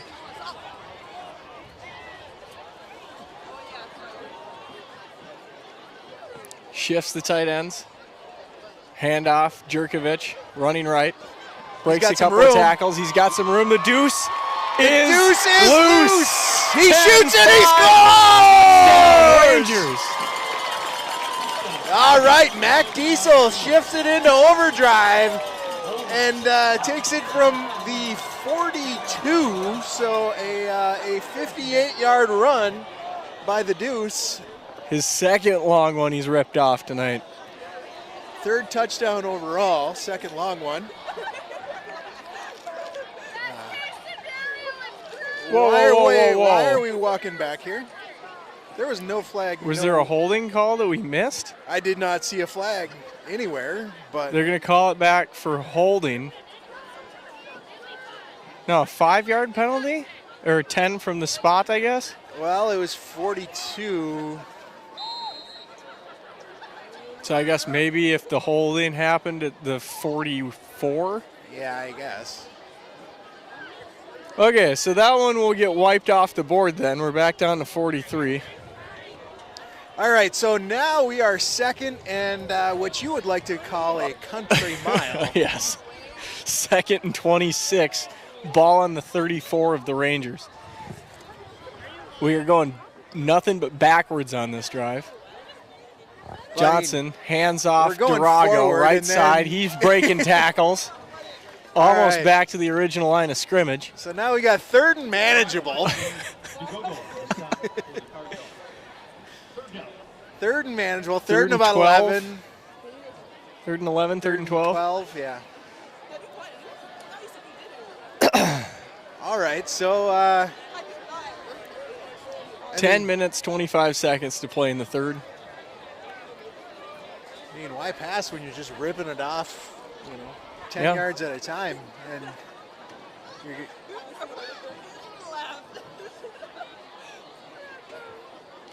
Johnson, 2 receivers to his left side. Running back behind him. Quick pitch to Jerkovic. Bad pitch. Nearly almost stays on his feet, but a flag comes in again super late.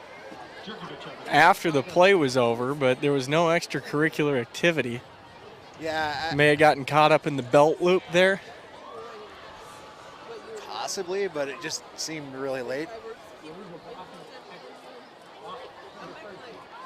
So a block in the back on Savageau. And I believe they're going to decline that one and take it to 4th.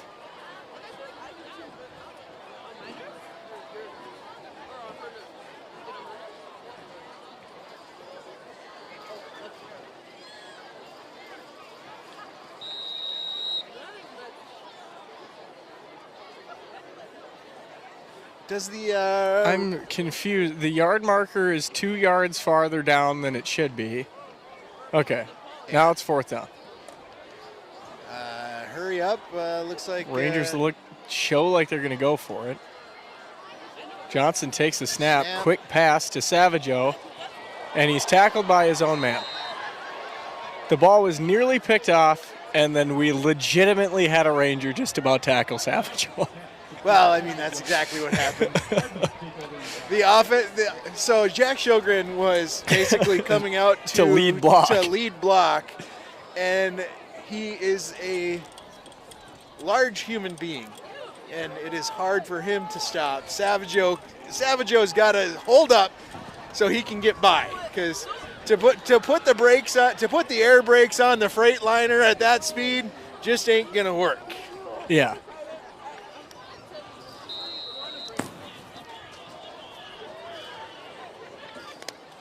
First and 10, Coon Rapids. They got some decent starting field position here. Ball on the Force Lake 48, handoff right side. Gets past the original line of Ranger wrecking crew. Gets into the secondary and will pick up 4. One of the more positive plays that they've had tonight. Yeah, we got Derek Loomis in. And it looks like Schleif and Howie Johnson have come out of the game. We got Aiden Waslick out there. Need to go to my laminated sheet now. We got to get to the new one because we don't know any of these guys by name now. For numbers, not saying. Bash Puent in at corner. Snap by Coon Rapids, handoff, and now they got a lane down to the 28. It's a run of about 20 yards. First down.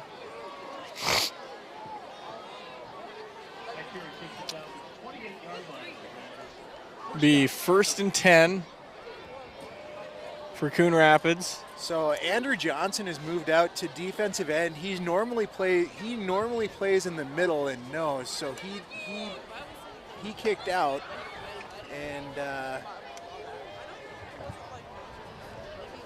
Coon Rapids with 2 receivers to the right side, delayed handoff, and that's eaten up by the Ranger wrecking crew. That's going nowhere.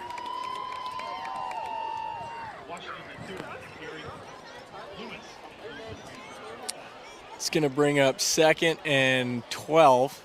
And that's Adrian Irish. Also, Loomis and Adrian Irish on the tackle there. Adrian Irish is taking Nate Schleif's spot. And Andrew Johnson is where Howie Johnson normally would be. Second down and 11. A.J. Wiley in at nose. 2 receivers left, 1 right.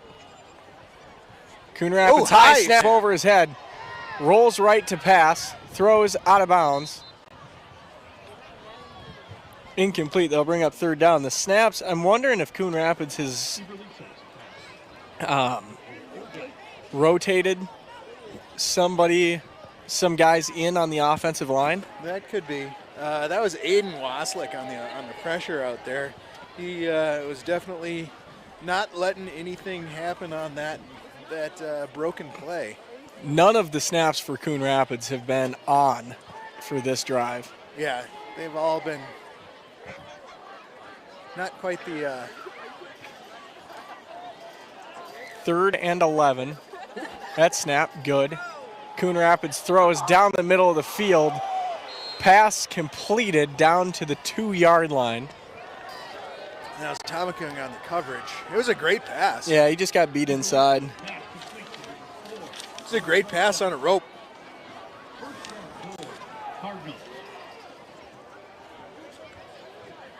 Coon Rapids now, their first time in the red zone. See what they dial up here to try and put some sort of points on the board.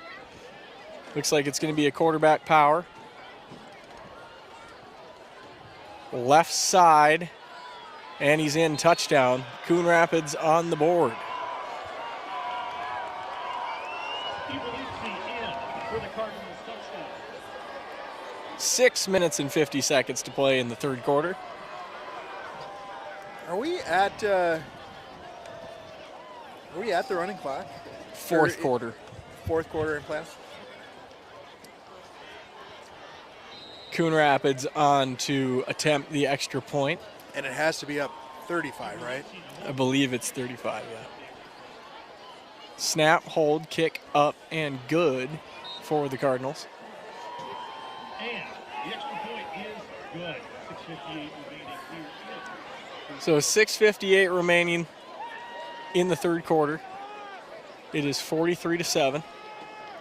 Rangers on top in this one. This the first round, the Minnesota 6A playoffs. Yeah. Roney and Tomakung will be deep to return. On a pretty solid fall night. It is a little chilly. I am kind of getting cold. I am getting in that spot where my feet were a little bit sweaty, and now they're really cold from just standing around. It's that hunting. You walk out to your stand, and you're walking out, and I just lost my feline again. Where'd it go? Oh, there it is. Okay, you found it? Wow. That thing is whipping. I was about to say, all of a sudden, I just got a big blast of wind in my ears. Yeah, no, my hands. The hands are a problem right now. 6:58 remaining. Coon Rapids lined up to kick it off to Roney and Tomakung. And they're going to go with an onside kick, recovered by the Rangers at the 35.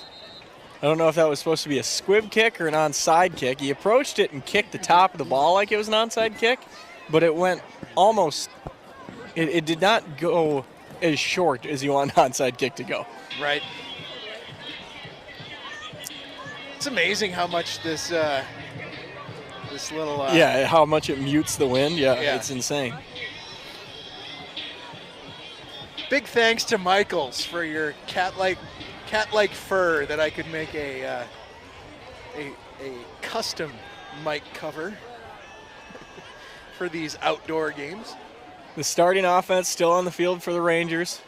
Jerkovic, left side, not out of bounds, just across the 40-yard line. Good for about 7.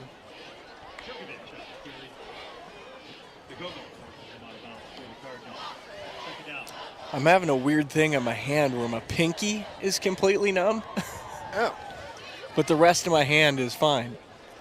Well, I can honestly say that this was the right choice of coat to bring for up here. Yeah. 2nd down and 5. Rangers send Westman in motion from right to left. Handoff to Rago going left to right. He cuts back, bounces off a couple of tackles. Wow. He's into the open field. If he gets a block, it's off to the races. Down the sideline, 25, taken down at the 20-yard line. Durago just He would not go down. stumbling I mean, for a 40-yard run. if there's any parents out there that are as old as I am, if you could think back to 1989, or no, 88, the 88 playoffs, Steve Young going for a touchdown, that's what that one looked like. Durago was just bouncing off of guys. Every guy touched him from Coon Rapids, and he just fell about 10 yards short of getting 20 yards short getting a touchdown there. Handoff, Jerkovich cuts back, taken down after a short gain. But I say a short gain, but he just jumped forward for a gain of 4.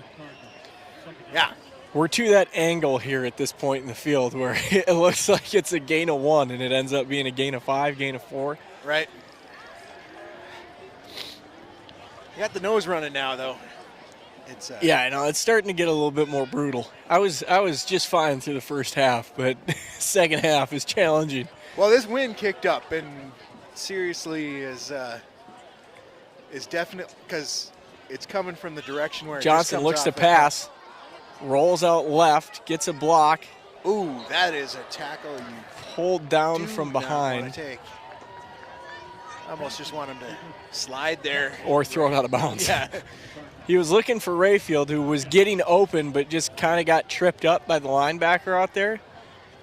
Had he been able to keep his balance, it would have been a touchdown Rangers on that one. Yeah.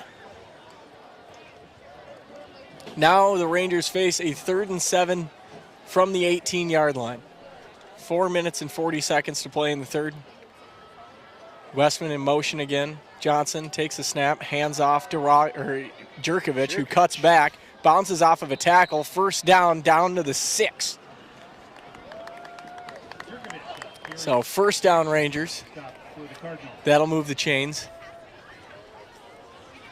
And it is 1st and goal Rangers. Ball officially marked at the 7. Johnson with Jerkovich in the backfield. Savageau split all the way out wide right. Handoff to Rago. He's going to scoot forward for a gain of 2 on the play, I believe. We get to the 5. So it'll be 2nd and 5 to the goal line. 3 minutes and 50 seconds left to play in the third.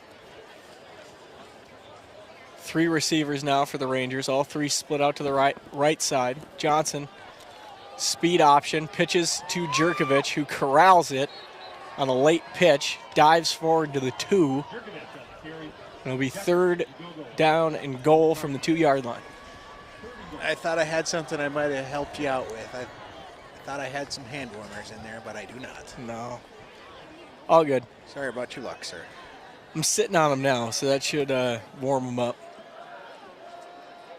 2 running backs in the backfield for the Rangers on 3rd down. Johnson hands off to Durago, who And fights through the walks in. contact and walks in for another Ranger touchdown. Touchdown, Kevin Durago. All right, so that was pretty much the same play as that 2-point conversion that they called, that they did not call a 2-point conversion. But from this angle, it looked like he would have been in, which we would have been perfect on 2-point conversions tonight. But Snap, hold, kick, up, good, and even 50 burger for Forest Lake. Your score 50-7 with 3 minutes and 9 seconds left to play in the third quarter. Once we hit the fourth, being up by 35 points, we'll hit the running clock. Clock will only be stopped by official timeouts, injuries, and team timeouts. But any sort of incompletion or running out of bounds will continue the clock tick, tick, ticking away until the Rangers are on to the second round of the playoffs. Sorry, I'm trying to take care of something here. No, you're good. It's, You're good. I mean, it's a kickoff, so Ottawa's going to put this in about 3 yards deep in the end zone into the wind.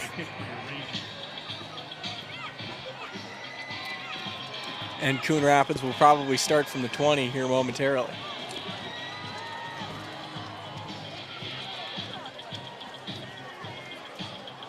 wow, they got the eye of the tiger, and who is that? Number 3. And that one will go 5 yards deep in the end zone. Touchback. Coon Rapids will start at the 20. Josiah Whitehill out there. Yeah, Doing the- the Ray Lewis. Doing the Ray Lewis, getting down to the eye of the tiger there. And, that just kind of, we can touch on a little bit from the interview. Yeah. That just kind of brings into the aspect where he was talking about, there's leaders on this team that really don't get to play varsity all that much. Yeah. And, you got guys like that are just coming in for their 1 or 2 plays. Bringing the energy. Bringing the energy. And, he is on the kickoff team, so he did get quite a few plays tonight. Well, and we've seen Whitehill a handful of times throughout the season coming in late in games. He's Right. a spark plug on defense. Absolutely. And one of those guys that I pointed out early in the season, Logan Speckle, Yeah. the left tackle. He is, it's his first year playing varsity, and he was out there pumping everybody up for the first couple of games, and he was really a big spark plug in this team. Coon Rapids will hand off going left side, breaking tackles, but the entire Ranger defense converges on him after a pickup of Washington the third on the carry. Lewis on the stop for your Rangers. I'm very confused how we went from 1st and 10 to 3rd and 5. Yeah. We've had some issues with the chain gangs as of late. I was going to say, it's second. Correct? We didn't miss a play. No, we didn't. It should be second. Second and 5, 2nd and 6.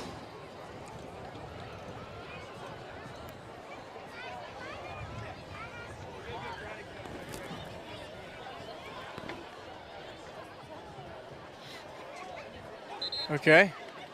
We had a member of the Coon Rapids Cardinals down on the field for a moment there, but he's up and off the field. So apparently it's 3rd down and 6. Should be 2nd and 6.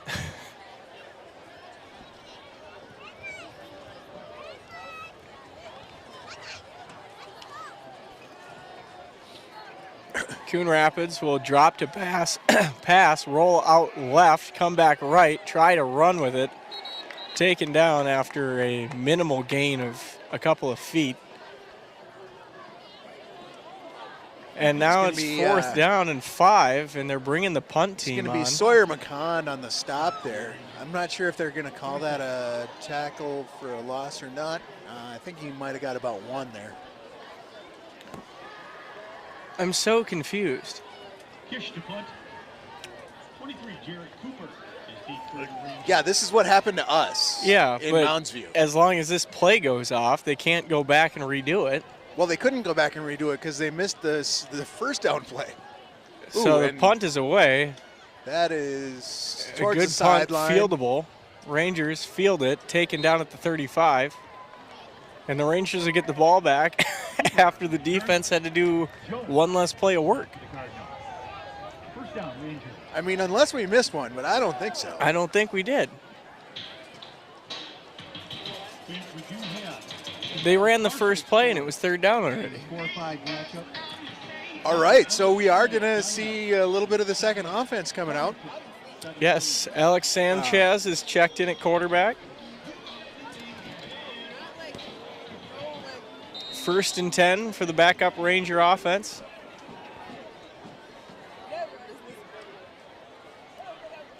Sanchez takes the snap, hands off to Richley around the left side. Gets to the edge, lowers the shoulder, gain of 3. 19 on Richley on the carry.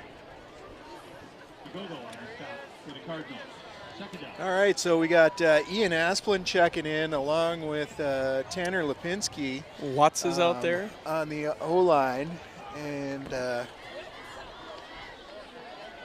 Zachariah Smith checks in where Jack Sjogren normally posts up. Rangers with 2 wings, a receiver out left. Sanchez, hands off, right side, cuts back. Good run there. Good, tough run. Peterson on the carry. The go-go again on the stop for the Cardinals. 3rd down for the Rangers coming. 6 seconds left to play in the quarter, and the Rangers are going to come to the sideline. So at the end of the 3rd quarter, your score is Rangers 50, Coon Rapids 7. Quarter number 3. Ranger fans, you know what time it is. It's time to go. Bishop in the dark. Yeah, and I mean, if you look, Tanner Lipinski at, I believe he was playing left guard, coming in. He is a sophomore, and he's a big dude for a sophomore. Ian Asplin coming in. He's a senior, getting some reps here. Ian Asplin has been in and out in these big games and has looked pretty good as well. So the Forest Lake Rangers definitely have a ton of depth at offensive line, and this is one of the few years that you can say that they have honestly been bigger than most of the defensive lines that they are facing. Yeah, we have not had that in a long time. And I mean, it's a situation where even our backup offensive line is looking bigger than most people's starting defensive lines, which, you know, is a very solid sign. Well, and our backup defensive line is not Right. bad either. Yeah, I mean, you got Asher Wilson coming in, who is a freshman, and you know, he does not look like the frame of a freshman. It's Sanchez under center on 3rd and 1. Coon Rapids nearly jumps off sides. One of your offensive linemen's got to jump when they're across the line like that. Hand off to the fullback, Peterson again. He's going to get the first down. So he plunges ahead for 2 yards and a first down. Peterson I think Coon Rapids saw that play coming. coming forward. Yeah. Now that we are into the 4th, we're into the running clock, up by 35. First down, Rangers. Sanchez out of the pistol with Peterson to his right and a receiver out wide to the left. Handoff Lutz to the right side. He's got some room out there. Lutz gets to the edge, first down and out of bounds, just past the marker, and we got a Cardinal down, and he's back up. No stoppage. Clock still runs. So that right there, Ian Felton, who has come in at center now. He's a junior. Comes in, great sportsmanship, helped the guy from Coon Rapids up.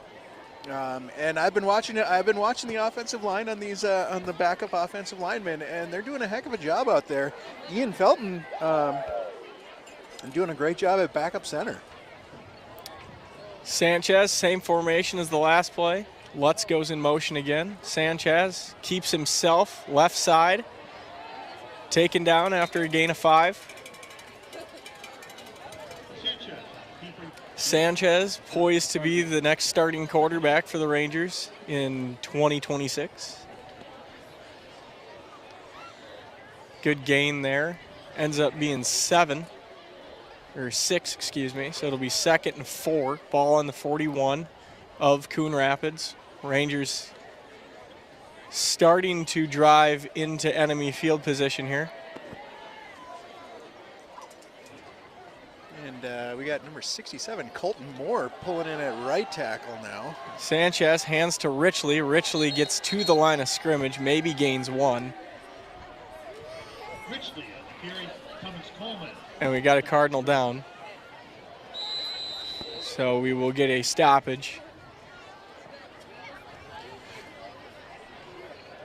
So it's kind of nice. We're getting a little bit of experience for some guys that are going to be out here next year. Ian Felton, Colton Moore, Tanner Lipinski, all on the offensive line, and Jerkovich is going to be here for 2 more years. So this program is looking up, and it sounds like their JV team on defense is pretty stacked, and hopefully they can come up and add in to this team for next year. There is going to be some very big holes and very big shoes to fill, namely Howie Johnson, Nate Schleif, those guys are moving on, and hopefully we can find some up-and-coming guys to make some big plays. 3rd down and 4, ball on the 34 for the Rangers.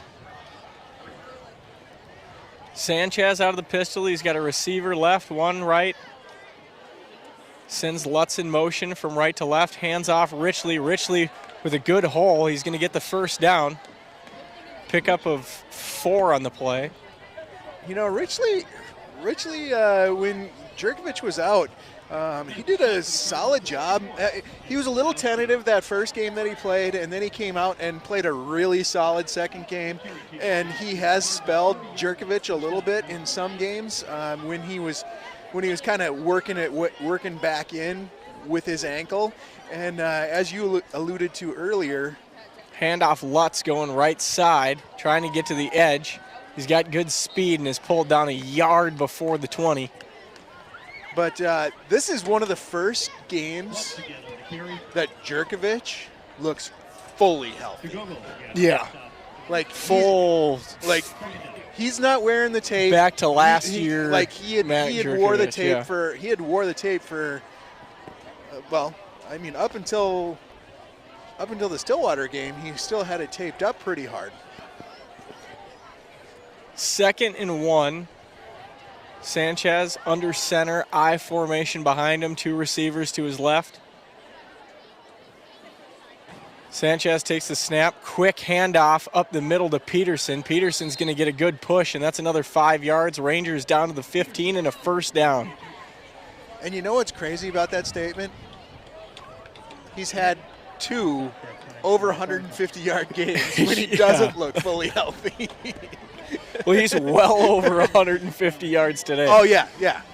But, he's had those sneaky games where it's just 10 yards at a time, and you give it to him 15 times in a game, and bam, he's got it. And then, nights like tonight, he just, rattles off a couple of big runs, and he even had one called back. So, yeah. 1st and 10. Sanchez out of the pistol, keeps himself left side, has some blocks, runs into a defender after a pickup of 5 and is taken down at the 10. He got stonewalled there. Good tackle by Coon Rapids. Well, after 5 yards. Yeah. Safety had to come up and make that play, right. But it was a good form tackle nevertheless. Yeah. They'll break huddle with 2 receivers in formation, 1 left, 1 right. If your safeties are making tackles and they're not blitzing, you got problems. Sanchez hands off to Richley. Ooh, wow. Richley continues to get the push down to the 2. Will not go down. He is running with a purpose tonight. Yeah.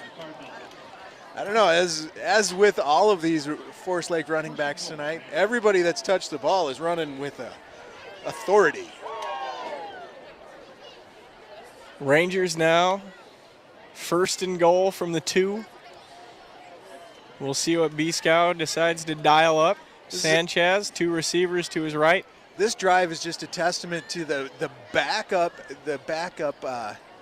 fleet of Forest Lake Freightliners have been really moving some bodies in the trenches there. Pitch to Lutz, right side, cuts back into the end zone. Touchdown, Rangers.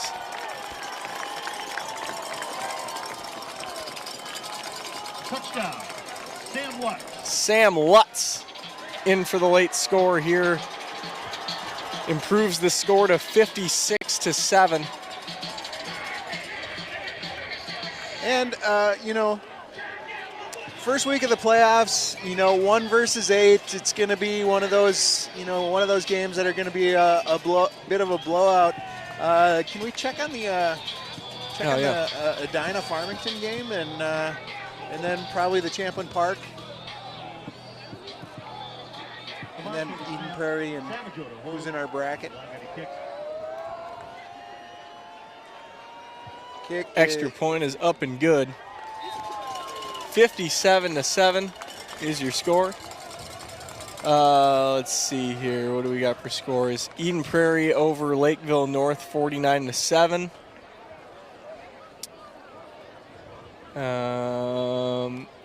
Edina over Farmington, 30-17 with 5 minutes left in the fourth. All right, so it would appear that Forest Lake will be playing Edina next week here in your Forest Lake Rangers Stadium.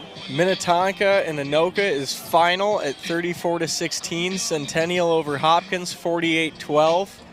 Eden Prairie over Lakeville North, 49-7. Maple Grove final over Eastview, 56-7. Moundsview over Rogers, 31-15. Rosemount over Park Cottage Grove, 56-14. Shakopee and Stillwater tied up at 14 apiece with a minute left in the fourth. Is that the 4 and 5? Yeah, Champlin Park over Roseville, 28-0. Moorhead goes into Blaine and beats Blaine. My bracket's broken, 38-21. Onawangu kicks this one off into the end zone. We'll get back to the scores. Woodbury over Egan. Wow.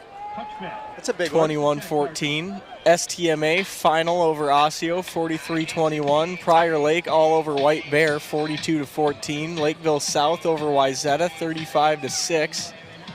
And then we get into Edina Farmington, 30-17. And East Ridge over Andover, 28-20. So that one a little bit of an upset, but Eastridge was getting their quarterback back. They were hitting their stride, being healthy again. So not so many surprises this week. No. Quick pitch to the right side. The Ranger defense converges on the running back there. Coon Rapids continuing to run their starting offense. So both of our Second down brackets and are 10.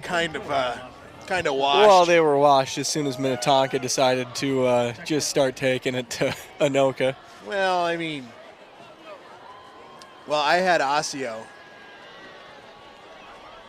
Osseo to mildly upset.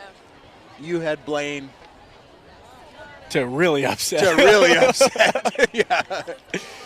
Let's face it, my bracket wasn't the most serious in the world. Yeah, those were just kind of on the fly. We didn't really think about it, brackets, but Rangers converging on the Coon Rapids quarterback in the backfield. It's going to be a loss of 4. It's going to be third down and half a country mile. Adrian Irish on the sack there.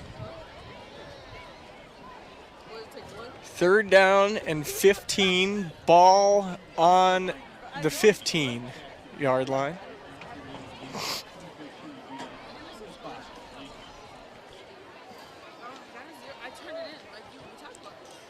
We'll see what they dial up here. Probably going to be going to the air with it.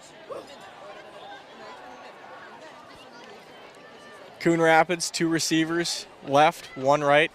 They do go to pass. Quarterback steps up, has to run. Chased, taken down from behind. Solid tackle there by Matthew Fahey, who has stepped in at nose tackle. This is a first Howie was down there just going crazy for that one.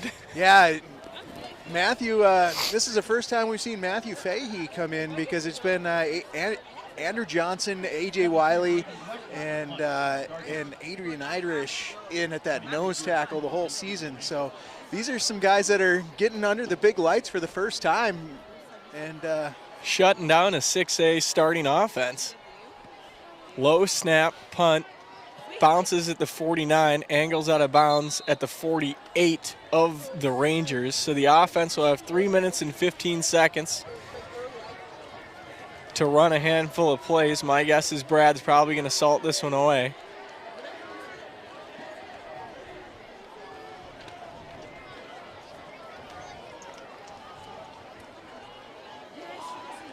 yeah, that was Jarrett Cooper. Another back to- Jared Cooper back to return. Yeah, Ranger offense has rotated another group of skill positions in. and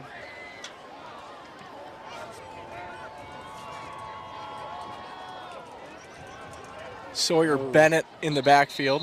Tanner Lipinski is going to get hit for an offsides penalty, false start. It was going to be going to Sawyer Bennett up the middle.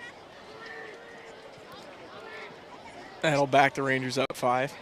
Tanner knew he had to get turned and get that defensive lineman turned because the play was coming right in his direction there. So little anxious. 2 minutes, 20 seconds to play. Sanchez sends a receiver across, handoff, Sawyer, ball on the ground. I think the Rangers may have gotten back on it. No, Coon Rapids is going to come up with it.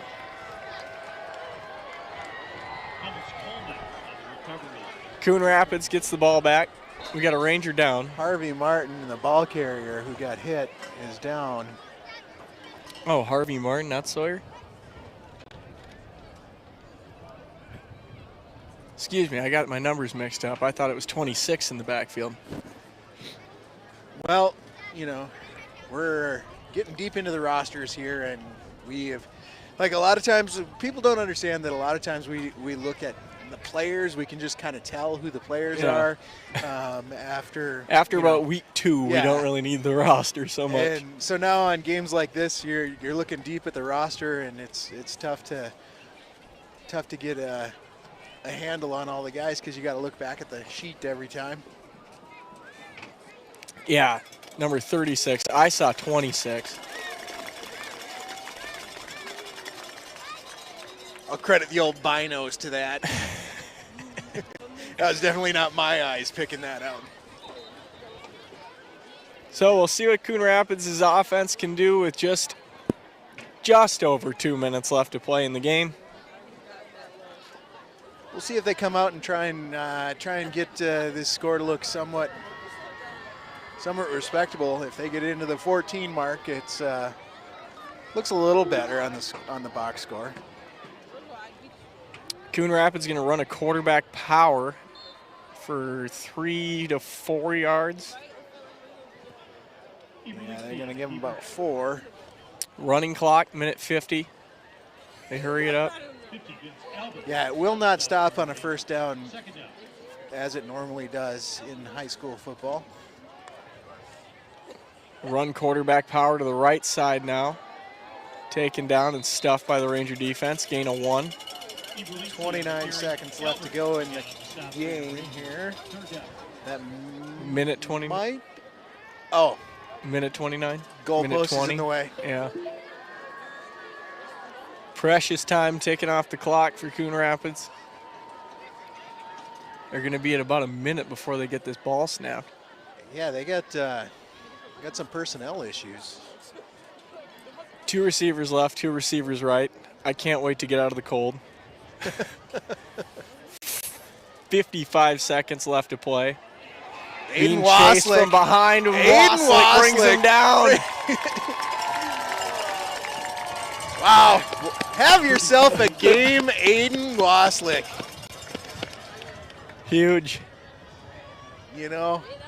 I saw great things from him coming. Named him next man up in the, I believe it was the might have been the Park game. Parker Woodbury. It was the Parker Woodbury game. I named him next man up player of the game. And, on defense, he might be the player of the game on defense. Big sack, interception, another sack. Coon Two Rapids, sacks. 2 receivers right, 1 left. They dropped a pass, roll right, looking for a receiver deep downfield, ball in the air, intercepted by the Rangers. And that will seal the deal. This game is over, and the Rangers are headed to round 2 of the playoffs with their eyes set on round 3. We got Edina at home right here next week. That was Jarrett Cooper. Jarrett Cooper on the interception, number 23. That's going to do it for your Forest Lake Rangers here against Coon Rapids, and we shall see you. Edina has the ball with 3 minutes left in the fourth, and they are up 30-17. So my bet is Edina next week will be hosting Mason West. Yeah. The hockey draft pick for the Chicago Blackhawks this year. All Incredible athlete, but I think And a good Edina's week a of practice, we can beat them. Edina's a solid team. Yep. And we'll get back to, you want to do player of the game here? Player Yeah, of the we game? can run through that quick.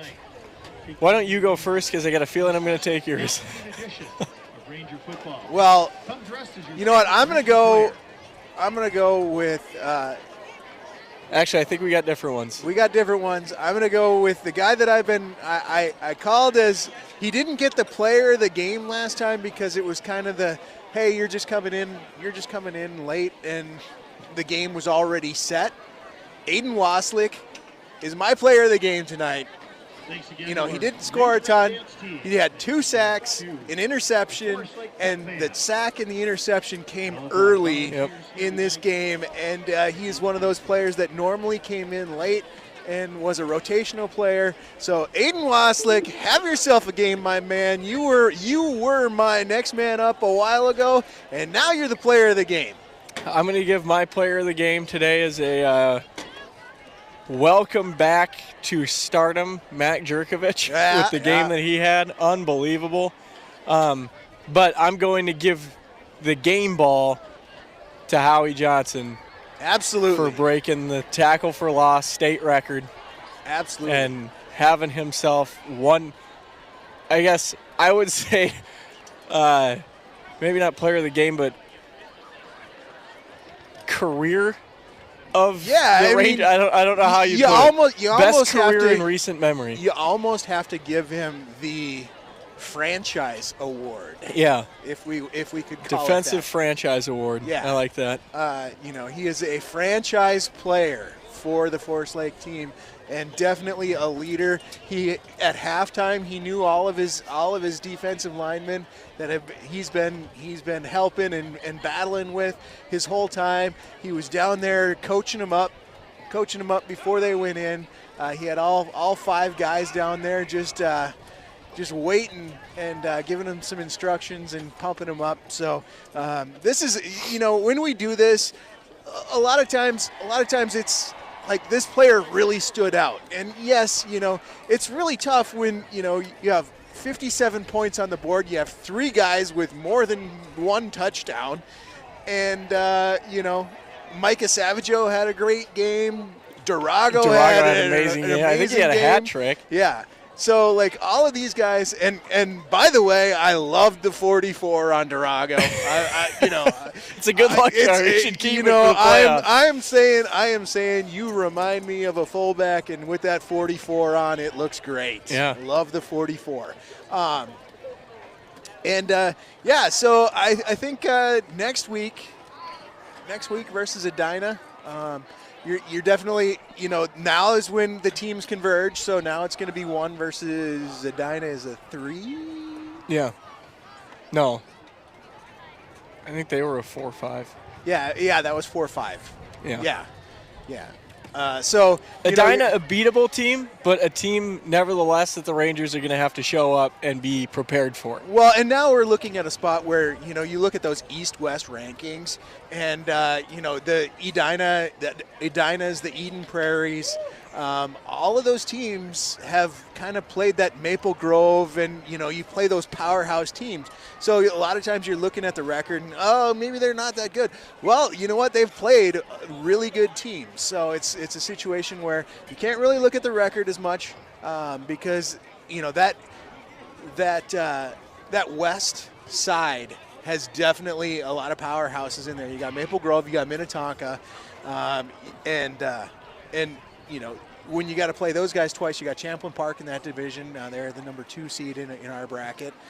So you got to kind of factor that in when you start to look at the matchups and what the records are. So Edina's going to come in here. It's going to be a tough team. It's going to be a dogfight. I really, really think that this defense is what's going to bring this Forest Lake team into the playoffs and a deep run and, make it a bank or bust season because, it happened tonight. The defense makes a big play right out of the gate. They get a safety and boom, touchdown. First play when they come back on offense.